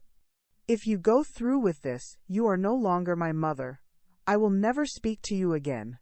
You will die alone in that house, and I will not be there." I read it once, then again. The words didn't hurt as I expected them to. They just felt final. It was the ultimate threat, the one thing she knew would wound me most deeply, the loss of her. But she had already been lost to me. This was just the paperwork. I didn't cry. I didn't scream. I simply opened my True Record notebook, and with a hand that did not waver, I wrote, date, October 26th, time, 9:14 p.m. Email from Chloe. Ultimatum, you are no longer my mother. I closed the book. The storm had broken, and I was still standing. The house was still mine, and I was ready for whatever came next. Chloe's email should have shattered me. It was designed to. It was the nuclear option, the final, emotional scorched earth policy meant to make me crumble, to retract everything, to surrender my life to them, just to keep the title of mother. But a strange thing happened. It didn't break me. It liberated me. The threat of losing her had been a ghost haunting me, holding me back. Now that the threat had been made real, the ghost vanished. The worst had happened, and I was still breathing. The love I had for her would always be a part of me, a scar on my heart, but it no longer had the power to paralyze me. I was free to fight for Ruth. Arthur Bell called the next morning, his voice buzzing with a kind of grim excitement. "The judge has set a hearing. 2 weeks from today. It's moving fast, which is good for us. They don't have time to regroup. 2 weeks. 14 days until I would sit in a courtroom and watch my daughter argue that I was a senile old woman. 14 days until I would have to publicly reveal the evidence that would ruin her. Are you ready for this, Ruth?" Arthur asked, his tone softening. "No," I said honestly, "but I will be." I spent the next few days in a state of focused preparation. I reviewed the evidence with Arthur until I knew every date, every dollar amount, every damning line of text. I practiced answering questions, keeping my voice calm and measured, no matter how painful the subject. Clara was my drill sergeant, firing difficult, emotional questions at me over tea, forcing me to hold my composure. But amidst the legal strategizing, a quiet, persistent thought nagged at me. Daniel's list, if you ever need it. He had left me a network, and it had already proven invaluable. But was that all? He was a man who thought of everything. He knew the kind of man Mark was. He'd never liked him, had called him slippery once, a rare criticism from my gentle husband. Would he have left only a list of names? I found myself drawn back to his study, to the ledgers. I had read them for the story of our life, for the proof of my competence. But now I started looking for something else, a pattern, a code, a secret. It felt foolish, like something out of a spy novel. But Daniel had loved puzzles. He did the crossword in ink every Sunday. He loved the quiet satisfaction of a problem solved. I pulled out the ledger from the year he died. I went through it page by page, running my fingers over his handwriting, looking for anything out of place. An unusual entry, a repeated number, a star, a dash, anything that didn't belong. I found nothing. Frustrated, I sat back in his chair, the old leather sighing under my weight. I looked around the room. Where would he hide something? Not in a safe. He didn't trust them. He believed in hiding things in plain sight. The best place to hide a tree is in a forest, he'd always say. My eyes fell on the floor. The study had the original hardwood floors, beautiful old oak, scarred and polished by time.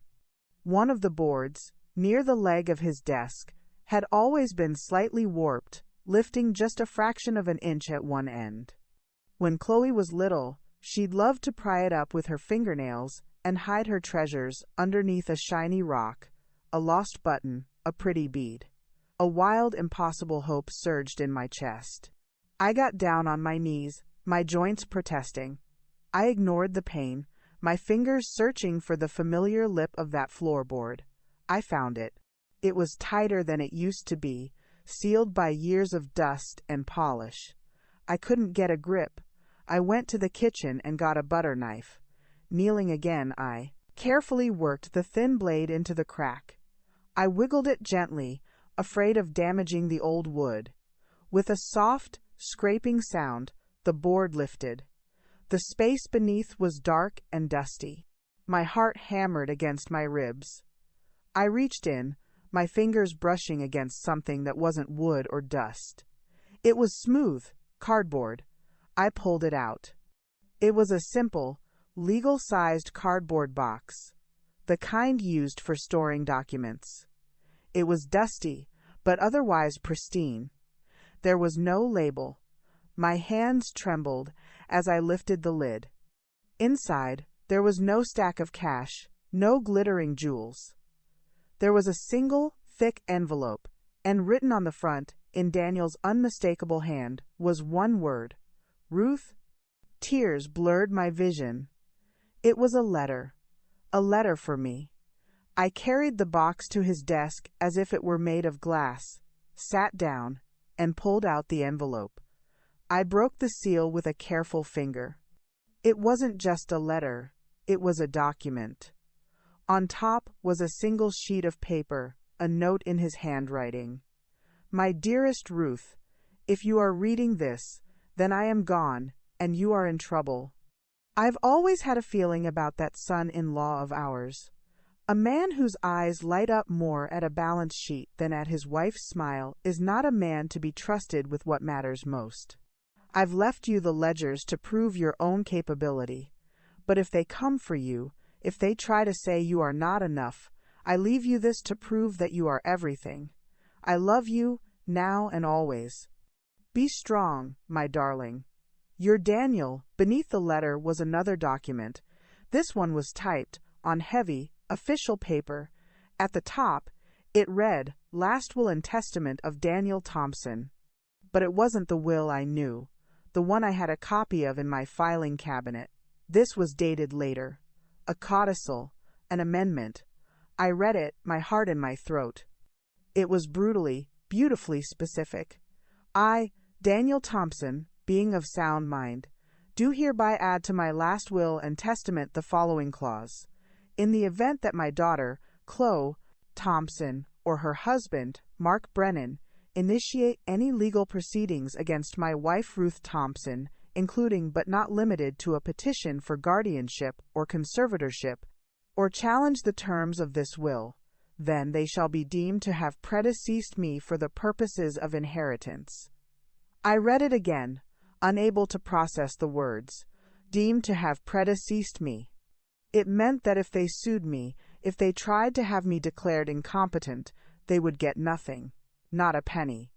The house, the savings, everything would remain mine, and upon my death, it would bypass them entirely and go to a named charity. He had known. Somehow, my quiet, unassuming husband had seen this coming. He had foreseen the greed, the betrayal, and from beyond the grave, he had laid a trap for them. He had given me the ultimate weapon. It wasn't just a legal document. It was a shield, crafted with love and stunning foresight. He wasn't just telling me I was strong. He was arming me with the power to prove it.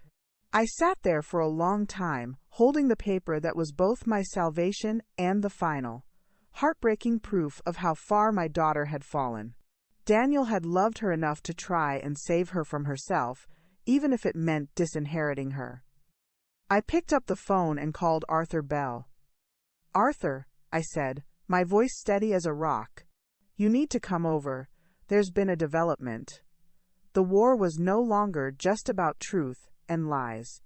It was about the unshakable love of a husband who, even in death, was still protecting his wife. And it was about to change everything. Watching Arthur Bell read Daniel's codicil was like watching a master sculptor discover a new, perfect piece of marble. His face, usually a mask of professional composure, went through a series of subtle shifts: surprise, understanding, and finally, a deep, profound respect. He finished reading and looked up at me, the document held gently in his hands as if it were a holy text. "Ruth," he said, his voice hushed. "This is extraordinary." He was a brilliant man, a good, brilliant man. He was, I whispered, the tears finally coming, not of sorrow, but of awe. The sheer depth of Daniel's love, the length to which he had gone to protect me, was finally, fully dawning on me. He had loved me enough to foresee a darkness I never could have imagined. Arthur set the paper down carefully on Daniel's desk. "This changes the entire landscape. This isn't just a defense anymore. This is a checkmate waiting to happen." He began to pace the small study, his mind racing. "We don't reveal this yet. Not to them. We let them walk into the courtroom, confident in their lies. We let them present their case, their concern for your well-being. And then, when they've perjured themselves before the judge, when they've laid their greed bare, we play this card." The strategic coldness of it was breathtaking. He was right, of course. To reveal it now would allow them to withdraw their petition, to slink away and plot another day. This way, they would be exposed. Publicly. Legally. There would be no hiding from the truth. "They'll be humiliated," I said, thinking of Chloe's face in that courtroom. "They've humiliated you, Ruth," Arthur said, stopping his pacing to look at me. "They've called you senile, a bad mother, a danger to yourself. They've sworn to it in a court of law. This," he pointed to the codicil, "this is justice. This is Daniel, ensuring that the truth wins." He was right. The time for protecting Chloe from the consequences of her actions was over. She had chosen her side. She had chosen Mark. She had chosen greed. "Okay," I said, my voice firm. "We do it your way." The next 2 weeks became a focused, quiet preparation. We had our armory now, and we knew exactly how we would use each weapon. Arthur prepared our court filings, holding the codicil back, a queen hidden on the chessboard. We had Jimmy's evidence, my true record, Dr. Evans's report. We were fortified. Clara, when I showed her the codicil, had simply nodded, a grim satisfaction in her eyes. Daniel always was the smartest man in the room. She didn't gloat. She saw it for what it was, a necessary, devastating tool. Grace's reaction was different. She cried, but they were tears of relief. "He's still watching over you, Ruthie. He's given you a way out. A way to keep your home, your life." She saw the love in it, not just the strategy. I spent my days in a strange state of calm. The anxiety was gone, replaced by a steely certainty. I tended my garden, the last of the autumn chrysanthemums blazing in fiery oranges and reds. I baked bread, the simple, physical act of kneading dough a comfort. I was living my life, in my home, proving with every passing hour that I was exactly who I said I was, a capable, independent woman. The night before the hearing, I couldn't sleep. Not from fear, but from a kind of grim anticipation. I went to the living room and sat in Daniel's chair. I didn't turn on the lights. The moonlight streamed through the window, painting silver stripes on the floor. I thought about the young woman I had been when we bought this house. Full of hope, of dreams, with a baby on the way. I thought about the mother I had become, the widow I had been. And I thought about the woman I was now a fighter, armed with the love of her husband and the bitter knowledge of her child's betrayal. It was a painful evolution, but it was mine. I had earned every scar. The front door was solid oak, stained a deep, warm brown. I ran my hand over the wood grain, feeling the history in it. This door had welcomed friends, family, the UPS man, trick-or-treaters. It had seen laughter and tears, hellos and goodbyes. And tomorrow, I would walk out of it to go and defend my right to walk back in. I was not old and useless. I was Ruth Thompson. I was a wife, a mother, a widow, a survivor, and I was ready. As the first hints of dawn painted the sky a soft, pearly gray, I went to my closet. I didn't reach for the pale pink dress. I chose a simple, well-tailored, navy blue suit. It was conservative, professional, and it made me look exactly like what I was, a serious, competent adult who was not to be trifled with. I looked at myself in the mirror. My hair was silver, my face lined with a lifetime of smiles and worries, but my back was straight and my eyes were clear. They held a fire that hadn't been there a few months ago. Clara and Grace arrived together to drive me to the courthouse. Clara, in a severe black dress, looked like a tiny, fierce raven. Grace, in soft gray, was a dove, and I, in my navy blue, was the sea calm on the surface, with powerful, deep currents beneath. "Are you ready?" Clara asked, her hand on the doorknob. I took one last look around my home. At the pictures on the walls, the familiar furniture, the light falling through the windows just so. "Yes," I said. "I'm ready." I walked out the door, not as a victim, but as a claimant. I was going to court not to beg for my rights, but to claim them. And I was bringing a secret that would change everything. The battle for my life was about to begin, and for the first time I knew with every fiber of my being that I was going to win. The courthouse was a temple of echoing footsteps and hushed, important voices. It smelled of old wood, floor wax, and a faint, metallic tang of anxiety. Clara, Grace, and I moved through the cavernous hallways, a small, determined island in a sea of dark suits and somber faces. Arthur Bell was waiting for us outside the courtroom, a leather briefcase in one hand and an air of unshakable calm about him. "Ready, Ruth?" he asked, his voice low. I nodded, not trusting myself to speak. My heart was a wild drum against my ribs, but my exterior, I hoped, was as calm as the navy blue suit I wore. He pushed the heavy wooden door open, and we entered. The courtroom was smaller than I expected, but no less intimidating for its size. The judge's bench loomed at the front, a fortress of dark mahogany. To the left sat the court reporter, her fingers poised over a strange, silent machine.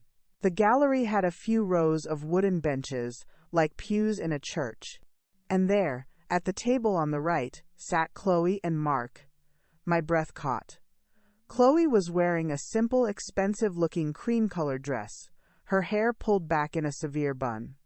She looked pale, her hands clasped tightly on the table in front of her. She did not look at me. Mark, beside her, was the picture of confident success in a charcoal gray suit, whispering to a thin, sharp-faced man I assumed was their lawyer. He glanced over at us, his eyes flicking dismissively over me and my aunties before returning to his conversation. They looked like the reasonable ones, the successful, concerned family. We looked like what we were, 3 older women and a rumpled, grandfatherly lawyer. For a terrifying second, I felt the narrative they had constructed closing in around me. The erratic, manipulated old woman and her meddling friends. Arthur guided us to the left-hand table. As we sat, I could feel Chloe's presence like a physical force, a cold spot in the room. I kept my eyes forward, on the empty judge's chair. The sharp-faced lawyer stood up. "Good morning, Your Honor." Robert Thorne, representing the petitioners, Chloe and Mark Brennan. The judge, a woman with sharp eyes and a no-nonsense gray bob, nodded. Judge Wilkins, proceed. And so it began. Thorne painted a picture, a tragic, sympathetic picture. He spoke of a devoted daughter, watching her mother decline after the loss of her beloved husband. He described my growing paranoia, my secretive financial behavior, my unfounded hostility. He used Chloe's affidavit, reading aloud the most damning parts about my forgetfulness and irrational fears. He presented it all with a tone of grave concern, as if he were a doctor delivering a difficult diagnosis. I sat perfectly still, my hands folded in my lap, listening to my life being rewritten into a case file. It was surreal. Out of the corner of my eye, I saw Grace dabbing her eyes with a tissue. Clara sat ramrod straight, her jaw clenched so tight I thought it might crack. Then it was Arthur's turn. He stood, his demeanor calm and respectful. "Thank you, Your Honor. Arthur Bell, for the respondent, Ruth Thompson." He paused, letting the silence settle. "The picture, Mr. Thorne has painted is indeed a compelling one. It is also a complete and utter fabrication." A ripple went through the courtroom. "Your Honor, this is not a case about a woman's declining capacity. This is a case about greed, about a calculated, premeditated plan to seize control of Mrs. Thompson's assets by convincing this court that she is no longer competent to manage them herself." He began to lay out our evidence, piece by careful piece. He entered Dr. Evans' report into the record, highlighting his unequivocal finding that I was of sound mind and body. He presented my true record, the timeline of texts and threats, showing the court the source of the so-called hostility. And then he brought out Jimmy West's evidence. He presented the documents for Brennan Holdings, LLC. He showed the court Chloe's name as a co-manager. And then he presented the loan documents, the loan that was collateralized against future assets. The petitioners, Arthur said, his voice ringing with quiet authority, took out a significant loan betting on their ability to gain control of Mrs. Thompson's home and savings. "This isn't concern, Your Honor. This is a financial strategy, a hostile takeover of a widow's life." I dared a glance at their table. Mark's face was a thundercloud. Chloe had gone from pale to a sickly gray. She was staring at the documents on the projector screen as if they were a ghost. She hadn't known. She couldn't have known the full extent, could she? Or had she just chosen not to look? Thorne was on his feet objecting, sputtering about fishing expeditions and unsubstantiated allegations. But the damage was done. The judge's face was impassive, but her eyes were sharp, taking everything in. Then Arthur played his ace. "Your Honor, if it pleases the court, I would like to call Ruth Thompson to the stand." This was it, the moment I had been preparing for. I stood, my legs steady, and walked the short distance to the witness stand. I swore to tell the truth, my voice clear and firm in the silent room. Arthur guided me gently through my story. He had me talk about my life with Daniel, about managing after he died, about the phone call from Chloe, the words, old and useless. I spoke calmly, factually, my gaze level. I was not the hysterical woman they had described. I was a historian, recounting a betrayal. Then Robert Thorne stood for cross-examination. He approached me with a smarmy, condescending smile. "Mrs. Thompson, isn't it true that you've become increasingly isolated? That you rarely leave your home?" "I leave my home to buy groceries, to visit friends, to tend my garden," I replied evenly. "I am not isolated. I am selective." He tried to trip me up on dates, on financial details. But I had lived this. I had documented it. I answered every question correctly, my memory sharp and clear. Frustration began to creep into his voice. "Mrs. Thompson, is it not possible that your daughter's actions, however misguided, come from a place of love, from a fear of seeing you struggle?" I looked directly at Chloe for the first time. Her eyes were wide, pleading, swimming with tears. She was trying to play the victim, even now. I turned back to Thorn, my voice dropping, but losing none of its strength. "Love does not call you useless," I said, the words echoing in the quiet room. "Love does not secretly mortgage your future for a loan. Love does not try to have you declared incompetent to get your house. That is not love, that is theft." The silence in the courtroom was absolute. I had said the quiet part out loud. Thorn, visibly flustered, had no more questions. I stepped down from the stand and walked back to my seat. My hands were trembling now, the adrenaline finally claiming me. But inside, I felt a soaring sense of victory. I had spoken my truth, I had looked my accusers in the eye, and had not flinched. The first day was over. The battle was not yet won, but we had stormed the beach, and they were retreating. As we stood to leave, I caught Chloe's eye one last time. The plea was gone, replaced by something else. Something raw and terrified. It was the look of someone who knows the walls are closing in. The morning of the second day in court felt different. The air was heavier, charged with the unspoken knowledge that a bomb was about to go off. We knew it, Arthur knew it. And from the grim, tense set of their shoulders at the opposing table, I think Chloe and Mark knew it too. The confident facade they had presented on the first day was cracked, revealing the desperation beneath. Robert Thorne stood to call his first witness, Mark Brennan. Mark took the stand, adjusting his tie, projecting an image of wounded reasonableness. Thorne led him through a rehearsed testimony, painting him as the reluctant hero, the successful son-in-law forced to step in to save his erratic mother-in-law from herself. He spoke about his concerns, his frustrating attempts to help, my increasingly irrational refusals. Then it was Arthur's turn for cross-examination. He stood slowly, a lion uncoiling from a nap. He approached the stand with a calm, almost friendly demeanor that was more terrifying than any aggression. "Mr.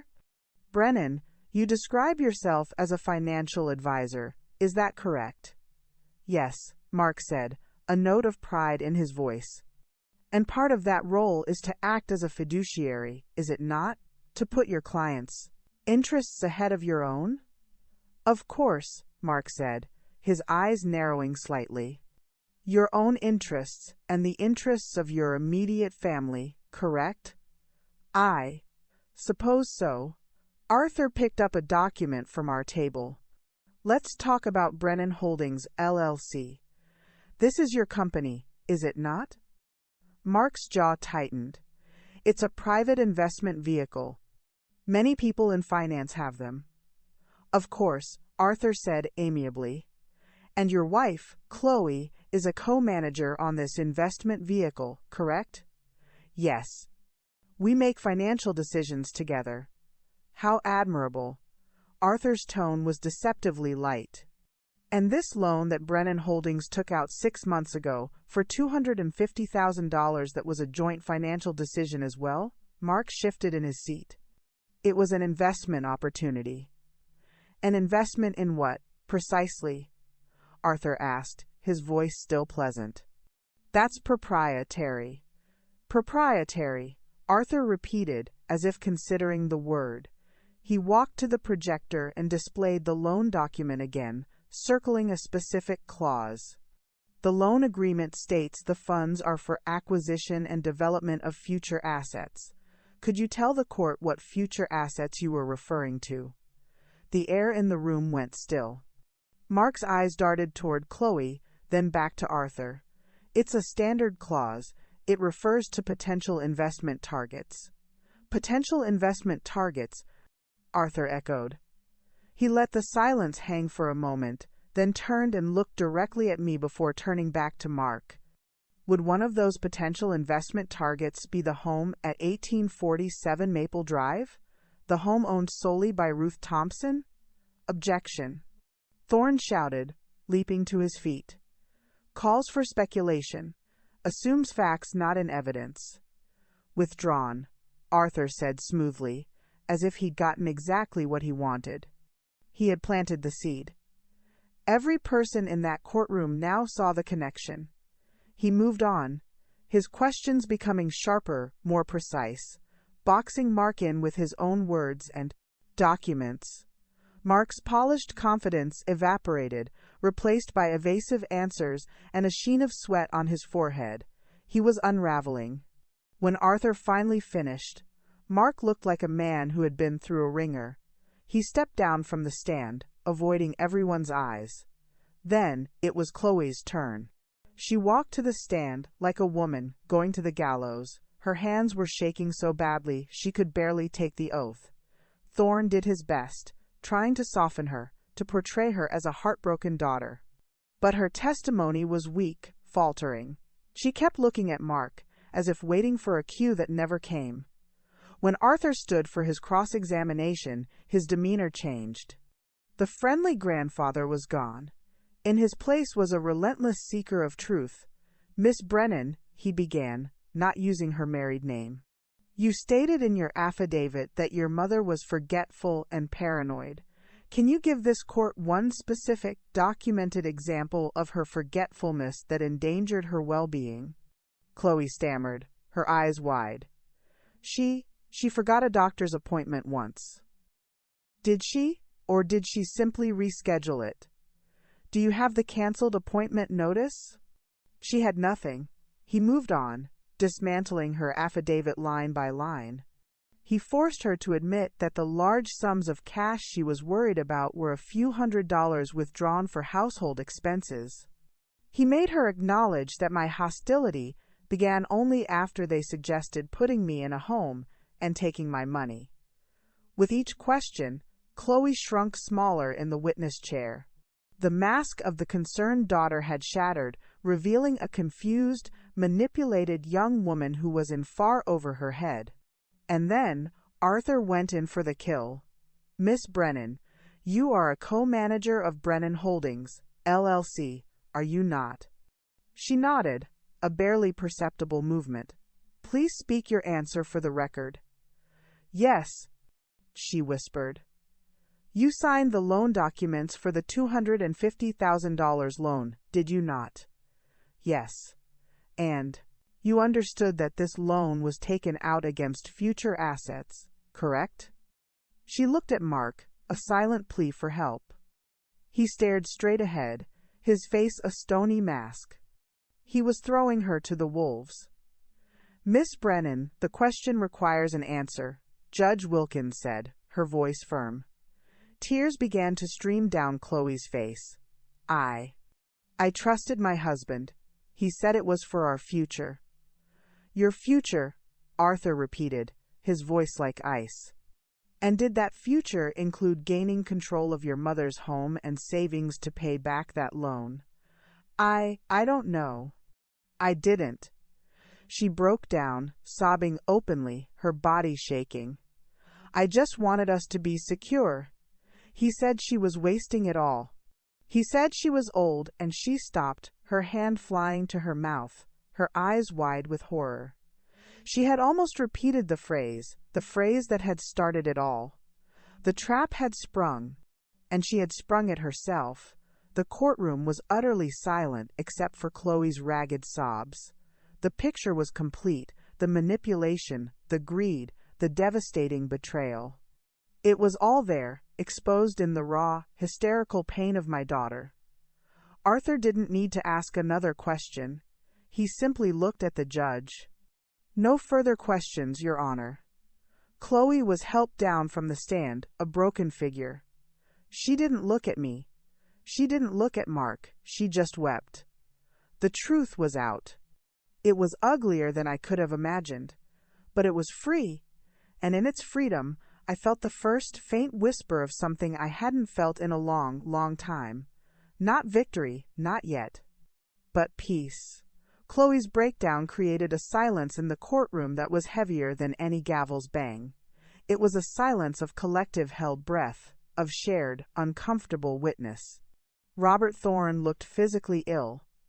Mark Brennan stared at the table in front of him, his jaw a hard line, every muscle in his body screaming a refusal to acknowledge the devastation he had wrought. Judge Wilkins cleared her throat, the sound unnaturally loud. "Mr. Thorne, do you have any further witnesses?" Thorne stood, looking defeated. "The petitioners rest, Your Honor." It was our turn. Arthur Bell stood. "The respondent rests as well, Your Honor." A ripple of surprise went through the room. They had expected us to call more witnesses, to hammer the point home. But Arthur was a strategist. He knew that Chloe's testimony, her own words and tears, had been the most powerful witness we could have ever called. Anything more would be overkill. "Very well," Judge Wilkins said, adjusting her glasses. "We will proceed to closing arguments. Mr. Thorne?" Thorne stood and gave a perfunctory, watered-down version of his opening statement. The concern, the desire to help, the misunderstanding. It rang hollow now, a tinny melody after a symphony of truth. He sat down quickly, looking as if he wanted to be anywhere else in the world. Then, Arthur Bell rose for the final time. He didn't pace. He didn't raise his voice. He simply stood before the judge, a pillar of quiet conviction. "Your Honor," he began, "this case was never about competence. It was always about character. The character of Ruth Thompson, a woman who has weathered the loss of her husband and managed her life with strength and grace for a decade. A woman who, when faced with a betrayal of the most profound nature, did not crumble. She documented, she sought counsel, she fortified."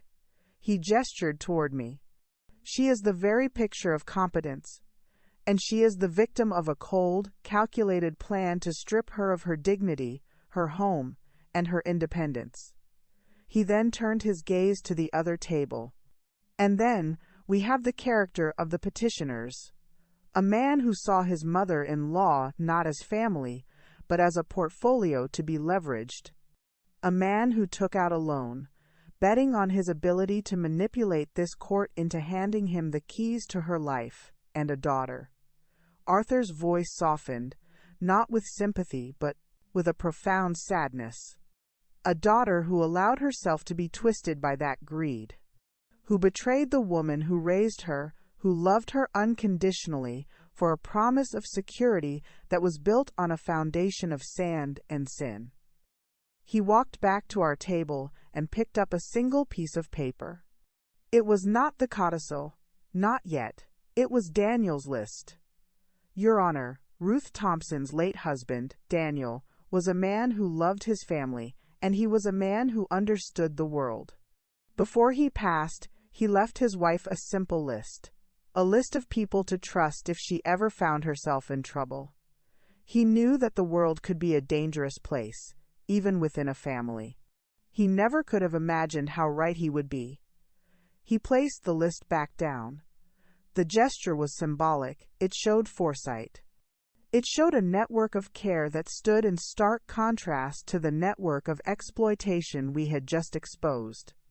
"This petition is an outrage," Arthur said, his voice gaining a sharp, final edge. "It is a predatory act disguised as concern. It is, quite simply, fraud. We ask that you dismiss it with prejudice, and we ask that you send a clear message that our courts will not be used as a weapon in a family's financial war." He sat down. The room was silent again. Judge Wilkins looked down at her notes for a long moment. Then she looked up, her gaze sweeping over all of us. "This is one of the most disturbing cases I have presided over in a long time," she said, her voice crisp and clear. "The evidence presented by the respondent is compelling and frankly devastating. The notion that a family member would seek a guardianship not out of necessity, but as a tool for financial gain, is abhorrent and an abuse of this court's process. She looked directly at Chloe and Mark. The petition for guardianship of Ruth Thompson is denied. Dismissed with prejudice. The words were a physical release. A weight I had been carrying for months simply vanished. Clara let out a sharp, satisfied breath next to me. Grace squeezed my hand, fresh tears streaming down her face, but these were tears of relief. But Judge Wilkins wasn't finished. Her eyes were like flint. Furthermore, the court finds that this petition was filed in bad faith. The evidence of financial exploitation is clear and convincing. I am, therefore, referring this matter to the District Attorney's Office for investigation into potential criminal charges of elder exploitation and fraud. Mark shot to his feet. Your Honor. Sit down, Mr. Brennan, the judge said, her voice cracking like a whip. You have said quite enough in this courtroom. She turned her gaze to Chloe, and her expression softened, but only slightly. As for you, young woman, I suggest you take a long, hard look at the company you keep and the choices you have made. The path you are on leads to ruin. She brought the gavel down. Crack. It was over. The moment the judge left the bench, the courtroom erupted into a buzz of conversation. Robert Thorne was already packing his briefcase, not looking at his clients. Mark was grabbing his coat, his face a mask of pure, undiluted fury. He shot me a look of such venom it could have curdled milk, then stormed out without a backward glance at his wife. Chloe remained seated at their table, alone. She was still crying, but silently now, her shoulders slumped in absolute defeat. She looked utterly lost. We stood up. Arthur was beaming, shaking my hand, then Clara's, then Grace's. You were magnificent, Ruth, absolutely magnificent. But my eyes were on my daughter, the little girl who used to run to me with skinned knees, the woman who had broken my heart. Grace whispered, "Go to her, Ruthie." I hesitated. The chasm between us felt wider than ever, filled with the wreckage of the last 2 days. But then I remembered the woman I had become. The fighter, the survivor, the woman Daniel had believed in. I walked around our table and approached hers. She didn't look up. "Chloe," I said, my voice quiet. She flinched, as if I'd struck her. Slowly, she raised her head. Her face was blotchy and tear-stained, her eyes hollow. She choked out. "I'm so sorry, Mom." They were the words I had longed to hear for months. But now, they just sounded small, inadequate. "I know," I said. It was all I could offer. "I didn't know about the loan, not all of it," he said. She was spiraling, the words tumbling out in a broken jumble. "It doesn't matter what he said, Chloe," I said, my voice firmer now. "You chose to believe him. You chose to sign those papers. You chose to sit in that chair and swear under oath that I was losing my mind." She looked down again, fresh sobs racking her body. "The judge is right," I continued. "You need to take a long, hard look at your life, and you need to decide who you want to be. Because the woman in this courtroom today, that's not my daughter." I turned and walked away, leaving her there in the ruins of the life she had chosen. It was the hardest thing I had ever done. But as I walked out of the courtroom, flanked by my sisters in arms, I felt the first true sense of victory. Not just because I had won, but because I was free. The hallway outside the courtroom was a blur of congratulations and relieved embraces. Arthur Bell clasped my hand in both of his eyes shining with a pride that went beyond the professional. "You were superb, Ruth. Daniel would be so proud." Clara was already on her phone, her voice sharp with triumph as she presumably informed half the town of the result. Grace simply held me, her quiet tears of joy soaking into the shoulder of my navy suit.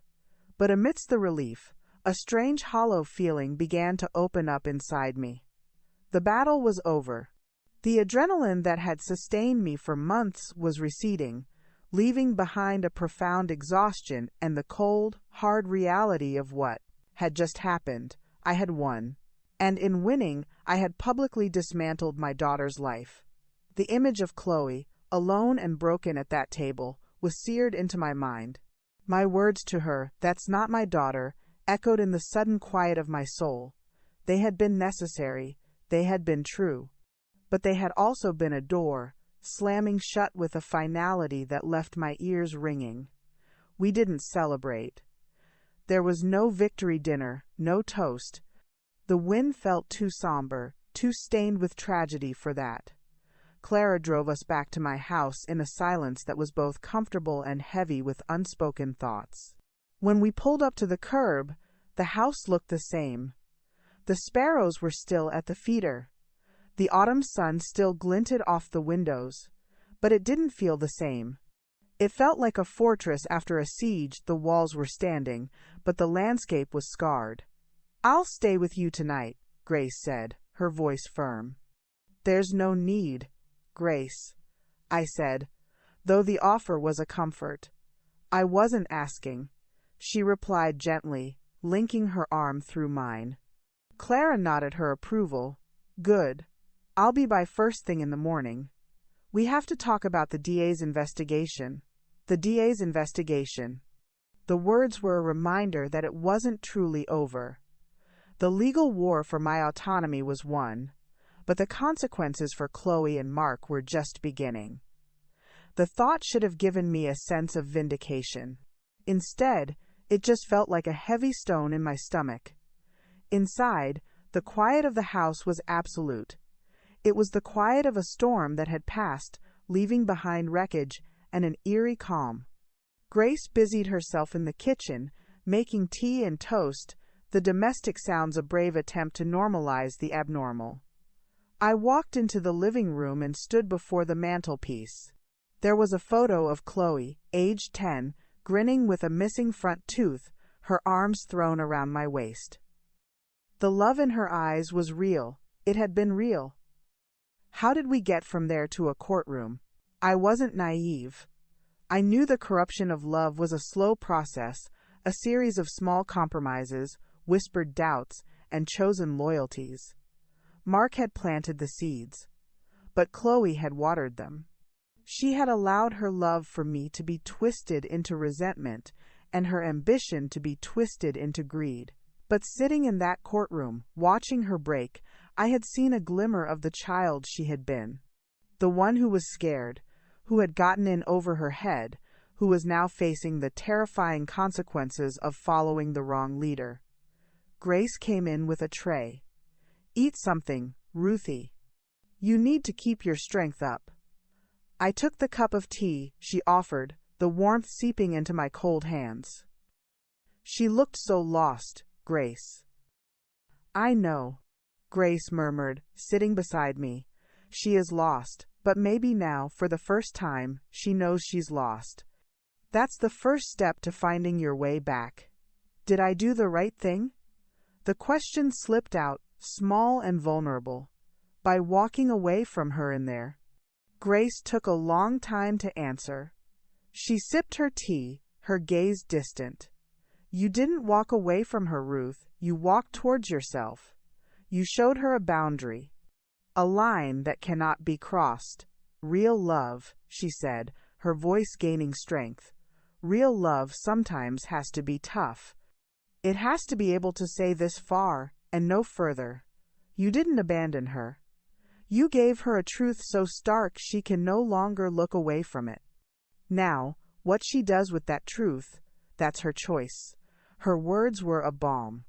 They reframed my harshness not as rejection, but as the toughest form of love, the love that refuses to enable destruction. Later, as Grace slept in the guest room, I wandered the house.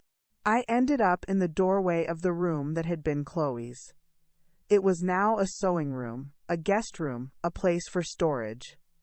But the ghosts of her childhood were everywhere. The faint outline of a glow in the dark star sticker on the ceiling. The small mark on the doorframe where we'd measured her height every birthday. The echo of her laughter felt like a physical ache. I had won my home. I had won my freedom. But the cost had been a piece of my own heart. The victory was real, but it was not sweet. It was sobering. It was the victory of a survivor, not a conqueror. I went to bed, but sleep was a long time coming. I listened to the familiar sounds of the house, the hum of the refrigerator, the tick of the hall clock, and for the first time, I heard the loneliness in them. I had fought so hard to stay here, in this home filled with memories. But now, those memories had a sharp, painful edge. I had proven I wasn't useless. I had proven I was strong. But as I lay in the dark, I understood that the hardest part was yet to come. The part where I had to learn how to live in this victory, with its echoes and its empty spaces. The war was over, but the peace would be its own kind of battle. The peace of the morning was shattered by the sharp ring of the doorbell. It was early, the sun barely cresting the trees. Grace, ever the early riser, was already in the kitchen, and she peeked through the front window before I could even get out of bed. "Ruth," she called, her voice tense. "It's Clara." I pulled on my robe and hurried to the door. Clara stood on the porch, her face grim, holding a folded newspaper. She didn't wait for an invitation.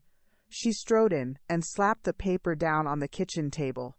"Front page," she said, her voice flat. My heart sank. I looked down. There it was, below the fold, but prominent enough. The headline was in bold, black letters, "Local Financier. Wife accused of elder exploitation in bitter court battle." There was a photo of the courthouse and another, smaller one of Mark from his company's website. The article was a succinct, brutal summary of the case, detailing the denied guardianship petition, the LLC, the loan, and the judge's referral to the district attorney. It named names. It spelled out the sordid details for the entire town to read over their morning coffee. Grace gasped, her hand flying to her mouth. "Oh my Lord, the whole town will see this." "That's the point," Clara said, her eyes hard. "Sunlight is the best disinfectant. Let them see. Let everyone see what they tried to do." I sat down heavily, the newspaper feeling like a lead weight. This was the unintended consequence Arthur had warned me about. The truth was out, and it was messy and public and humiliating. For them, yes, but for me, too. My private family tragedy was now public spectacle. I could already imagine the whispers at the grocery store, the pitying looks from neighbors. The doorbell rang again. This time, it was a young woman with a determined expression and a microphone, a cameraman lurking on the sidewalk behind her. A local news reporter. "Mrs. Thompson, we'd like to get your statement on the outcome of the case." I didn't let her finish. "No comment," I said, my voice firm, and closed the door in her face. I leaned against it, my heart pounding. This was the other side of victory, the spotlight. The phone started ringing then. It didn't stop. Friends, distant relatives, people I hadn't heard from in years, all calling to offer their support, their outrage, their morbid curiosity. Each ring felt like an intrusion, a violation of the fragile peace I was trying to build. By mid-morning, I was exhausted. Grace had taken to unplugging the landline, and I had silenced my cell phone. The house was under siege, not by my daughter this time, but by the fallout of her actions. In the relative quiet, my mind kept returning to Chloe. Where was she? Was she seeing this? Was she reading these articles? The shame would be unbearable. A part of me, the mother, ached to protect her from it. But the woman who had fought for her life knew that this shame was a necessary fire. It was the only thing that might burn away the lies she had built her life upon. Clara, practical as ever, had other concerns. "The DA's office will be in touch," she said, pacing the living room. You'll need to be prepared to testify if it goes to trial. And there's the civil suit. I looked up, startled. Civil suit? Against Mark, Clara said, as if it were the most obvious thing in the world. For intentional infliction of emotional distress, for starters. We have him dead to rights. We can go after his assets, his professional license. I held up a hand, stopping her. No, Clara, she stared at me. What do you mean, no? After what he did to you? To Chloe? Going after him. It's just more fighting. I said, my voice weary. It's another war. I'm tired, Clara. I won the battle I needed to win. I kept my home. I proved my sanity. Dragging this out in more courts, it would just keep the wound open. I need to heal. Clara looked like she wanted to argue, but Grace placed a gentle hand on her arm. She's right, Clara. Enough. The fight went out of Clara then. She sighed, a long, weary sound. You're a better woman than I am, Ruth. I'd want to see him crucified. I don't want vengeance, I said, and I realized it was the truth. I just want my life back. Later that afternoon, there was a soft knock at the door, not the aggressive buzz of the reporter. Grace went to look. It's a delivery, she said, bringing in a simple, elegant bouquet of white lilies, my favorite. There was a small card tucked among the blooms. My hand trembled as I opened it. It wasn't from a well-wisher. It was from Chloe. The message was short, written in her now unfamiliar handwriting, the letters shaky. Mom, I have no right to ask for anything. I am so sorry for everything. The article. I deserve it. I just wanted you to know that I'm leaving him. I'm staying with a friend. I understand if you never want to see me again. Chloe, I read the words again and again. I'm leaving him. It wasn't an apology that fixed anything. It didn't magically heal the damage, but it was a start. It was the first, fragile sign that the seeds of truth we had planted in that courtroom had taken root. She was choosing to face the fire. Grace read the card over my shoulder and began to cry softly. Oh, thank God. Clara took the card, read it, and gave a single, sharp nod. Good, it's a beginning. I didn't reply to the flowers. I didn't call her. It was too soon. The wound was too raw. But I placed the lilies in a vase on the mantelpiece, next to the photo of her as a gap-toothed 10-year-old. The reckoning had come, and it was brutal and public. But in the midst of the wreckage, a single, green shoot had broken through the scorched earth. It wasn't forgiveness. Not yet. But it was hope. The lilies on the mantelpiece became the focal point of the room. Their sweet, heavy scent filled the air, a constant, living reminder of the chasm between the past and a possible future. I didn't move them. I let them live out their life cycle, each day a petal falling, a slow, quiet decay that felt strangely appropriate. The reporters eventually lost interest. The phone calls slowed to a trickle. The world moved on, as it always does. But inside my house, time felt suspended. I was living in the aftermath, in the quiet space between the war and whatever came next. Thanksgiving approached. It had always been my holiday. Daniel had loved the chaos of it, the smell of roasting turkey, the noise of family, the Macy's parade blaring from the television.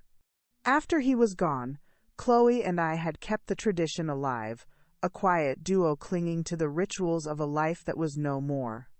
Last year, she and Mark had been too busy, jetting off to a resort in Cabo. The empty chair at the table had felt like a physical presence, a monument to my shrinking family. This year, the empty chair would be different. It wouldn't be an absence born of busyness or neglect. It would be an absence born of a fracture so deep, I wasn't sure it could ever be mended. A week before the holiday, Grace and Clara descended upon my house with a military-level plan. "We're not letting you sit here alone," Clara announced, unpacking grocery bags filled with sweet potatoes, green beans, and a fresh turkey. "We're having Thanksgiving here, the three of us." Grace was already tying an apron around her waist. "And we're making the full spread. None of this simple dinner nonsense. We're going to fill this house with good smells and better company." I was too tired to protest. Their fierce, loving insistence was a life raft, and I clung to it. We fell into a comfortable, familiar rhythm. Clara, the efficient general, chopped and brined with brutal precision. Grace, the heart, made the pies, her hands gentle as she crimped the crusts. And I, the keeper of the flame, made Daniel's famous sage and onion stuffing, the recipe etched into my memory. As we worked, the conversation was deliberately light. We talked about Clara's rose bushes, about a new book club Grace had joined. We did not talk about court. We did not talk about Chloe. We did not talk about the empty chair, but it was there. It hung over us, a silent, fourth presence in the kitchen.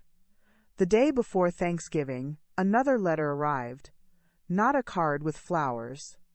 A plain, white envelope with my name and address typed on the front. No return address. My heart hammered as I opened it. It was a single sheet of paper, a printout of an email. The sender was Mark Brennan. The recipient was a colleague whose name I didn't recognize. The timestamp was from 2 days after the court case. I read it and my blood ran cold. A massive overreaction. The old bat manipulated the court and my naive wife. Chloe's cracked under the pressure, as I knew she would. She's always been weak. "Don't worry about the LLC. I'll dissolve it. The loan is a temporary setback.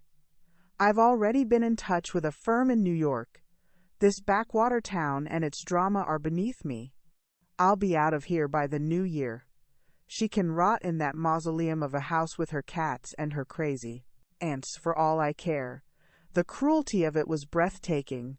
The old bat, naive wife, weak, rot in that mausoleum.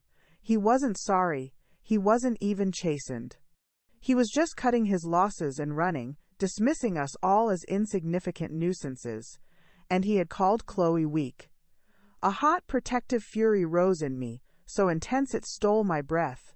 He had used her, broken her, and now he was tossing her aside like garbage. He had taken my bright, beautiful daughter and tried to grind her into dust for his own ambition. I showed the letter to Clara and Grace. Clara's face turned to stone. "I hope New York eats him alive." But Grace looked at me, her eyes full of a strange knowing. "This isn't for you, Ruthie," she said softly. "This is for her. She was right." This letter, this final, vile dismissal, wasn't just an insult to me. It was the key to Chloe's cage. It was the ultimate proof of what he really was. The question was, what would I do with it? Thanksgiving Day dawned clear and cold. The house was warm, filled with the rich, savory scent of turkey and the sweet spice of pumpkin pie. We set the dining room table with my best china, the linen tablecloth Daniel's mother had given us. 3 places, not 4. We sat down, we held hands, and Grace said a blessing that was more heartfelt than any I'd heard in a long time. We filled our plates. The food was perfect. The company was loving. And the empty chair screamed its silence. I looked at it, the carved wooden back, the vacant space. It wasn't just Chloe's chair anymore. It was the chair of the family I thought I had. The chair of trust.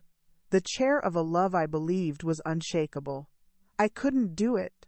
I couldn't let that chair be defined by his hatred. I stood up. Clara and Grace looked at me in surprise. "Excuse me for a moment," I said. I went to the kitchen, picked up the printout of Mark's email, and then I went to my purse and found my phone. My hands were steady. My heart was clear. I didn't call. I took a picture of the email. making sure every vile word was clear and legible. Then I opened a new text message. I attached the photo. I typed a single line. I thought you should see this. The choice of what you are is still yours. I didn't sign it. I didn't need to. I typed in the phone number I still knew by heart. I looked at it for a long moment, my finger hovering over the send button. This wasn't an olive branch. It was a weapon. A weapon of truth, for her to use as she saw fit. I pressed send. I went back to the table and sat down. I picked up my fork. There, I said, my voice surprisingly steady. Now we can eat. And for the first time that day, the empty chair felt not like a monument to loss, but like a space waiting to be filled. On its own terms. In its own time. We finished our meal, and for the first time in a very long time, it felt like a beginning. The days after Thanksgiving settled into a new, fragile rhythm. The act of sending that email to Chloe had been like releasing a trapped bird from my hands. I had no control over where it would fly, or if it would survive. I had done my part, the rest was up to her. I busied myself with the quiet work of winter.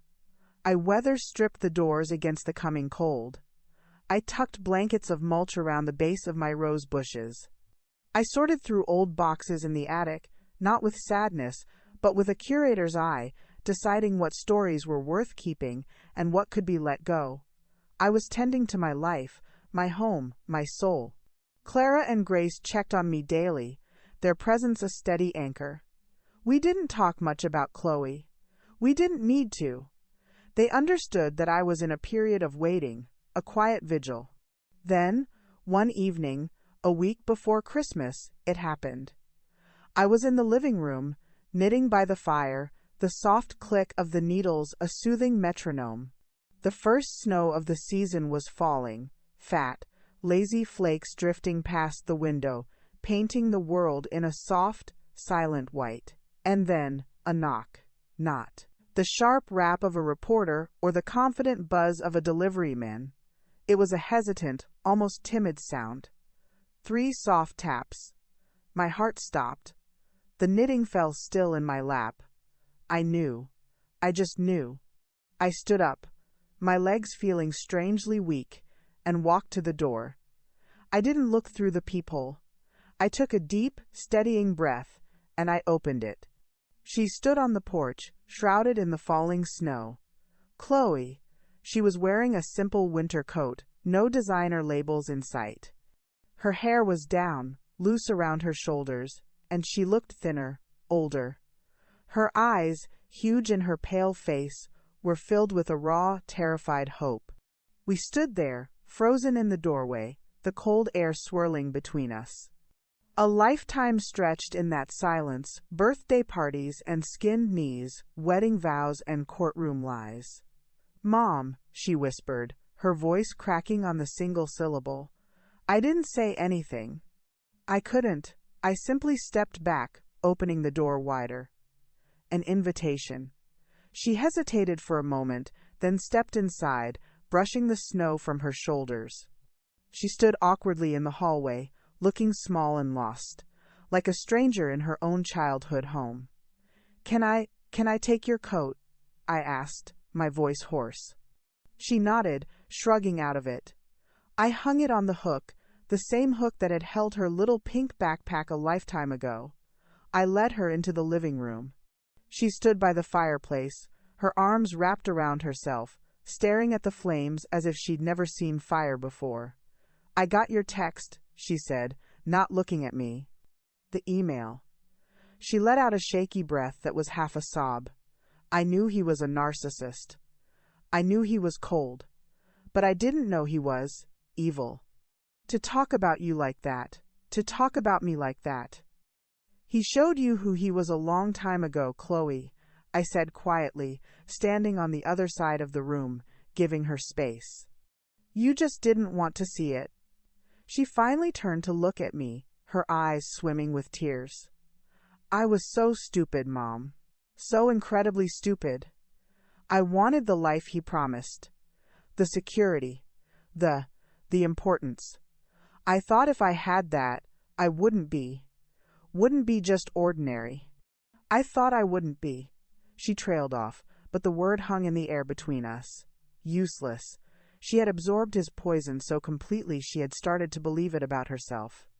I thought if I helped him, he would love me more, she whispered, the confession torn from her. But he can't love anyone. He can only use them.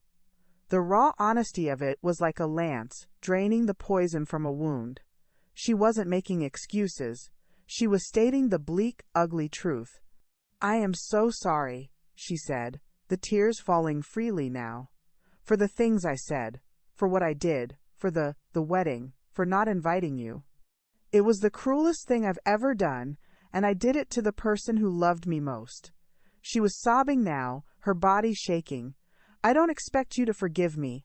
I don't deserve it. I needed you to know that I see it now. I see all of it. I didn't go to her. I didn't hug her. The wound was still too fresh, the trust too shattered for that. But I took a step closer. Forgiveness isn't a prize you deserve, Chloe, I said, my own voice thick with emotion. It's a gift I choose to give, or not, and it's a process. It's not a switch I can flip. The things you did, they can't be undone. She nodded, wiping her tears with the back of her hand, looking like the little girl who'd fallen off her bike. I know. But, I continued, and her eyes snapped up to meet mine, wide with a desperate hope. Seeing you here, hearing you say this, it's a start. It was all I could offer. It wasn't absolution. It was a crack in the door. A possibility. We talked for a long time. There in the firelight. She told me about leaving, about staying with a friend from college, about starting therapy. She told me she was working as a waitress, paying her own way for the first time in years. She was humbled. She was broken. But for the first time, she was real. She didn't ask for money. She didn't ask for help. She just talked, and I listened. When she finally stood to leave, the snow had stopped, leaving a pristine white blanket over the world. She put on her coat and turned to me at the door. "Thank you, Mom," she said softly. "For letting me in." I nodded. "The door is open, Chloe. But you have to walk through it, and you have to keep walking. One step at a time." She leaned in, and after a moment's hesitation, she kissed my cheek. The gesture was hesitant, foreign, but filled with a longing that broke my heart all over again. Then she turned and walked down the path, her footprints the only marks in the fresh snow. I closed the door and leaned against it, the silence of the house settling around me once more. But it was a different silence now. It wasn't empty, it was waiting. The knocking had come, and I had answered. The path ahead was long, and it was covered in snow. But for the first time in a very, very long time, I could see a path at all. The deepest quiet, I've learned, is not the absence of sound. It's the silence that comes after the storm has passed, when the thunder no longer rattles your bones and the wind no longer screams at your windows. It's the quiet of assessment, of looking at the damage and deciding what can be rebuilt, and what must be let go. The snow from that December night melted, giving way to a hard, crystalline winter. Chloe's footprints on my path were long gone, but the path itself remained open. She didn't come back right away. She gave me the space I needed, and I think, gave herself the space she needed to truly become someone new. We started with texts. Short, simple, and safe. The restaurant was busy today. The first snowdrops are up in your garden. It was like learning a new language, one built on the fragile architecture of the present, not the ruined cathedral of the past. She came for coffee one afternoon in early spring. It was awkward. The ghost of the woman she had been, the one who had sat in my living room and called me a liability, hovered between us. But we drank our coffee, we talked about the weather. And when she left, the awkwardness felt a little less sharp. That's how healing works. It's not a grand, dramatic moment. It's in the small, quiet returns. The shared cup of coffee, the remembered birthday card, the slow, patient rebuilding of trust, brick by painful brick. The district attorney's office did investigate. Mark, in his arrogance, had left a paper trail a mile long. He was charged with fraud and financial exploitation. He lost his job, his reputation, and I heard through the grimly satisfied grapevine that his New York offer evaporated. He pled guilty to a lesser charge, avoiding a trial that would have dragged Chloe and me through the mud all over again. He received probation, a hefty fine, and was essentially run out of town on a rail. It wasn't the dramatic prison sentence some might have wanted, but it was a consequence. The world had corrected itself, and he was now the one with a permanent stain on his record.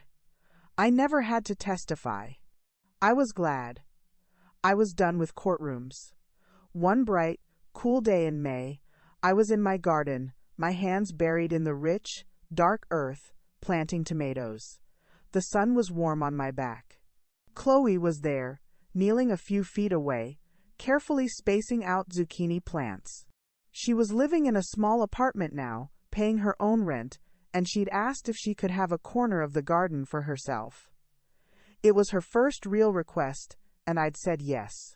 We worked in a comfortable silence, the kind we hadn't shared since she was a girl. It was then, with the smell of soil and promise in the air, that I felt the final piece of my own heart settle into place. I sat back on my heels, wiping my forehead with the back of my glove. "Chloe," I said.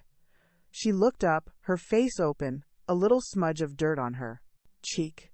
"I forgive you." The words were simple. They didn't erase the past. They didn't magically make everything perfect, but they were true. I had reached the end of my anger, my hurt, my battle. I was tired of carrying the weight of it. Forgiving her was the final act of my own liberation. She didn't say anything at first. Her eyes filled with tears, but they were clean tears, tears of release. She nodded, a slow, deep acknowledgement. "Thank you, Mom," she whispered.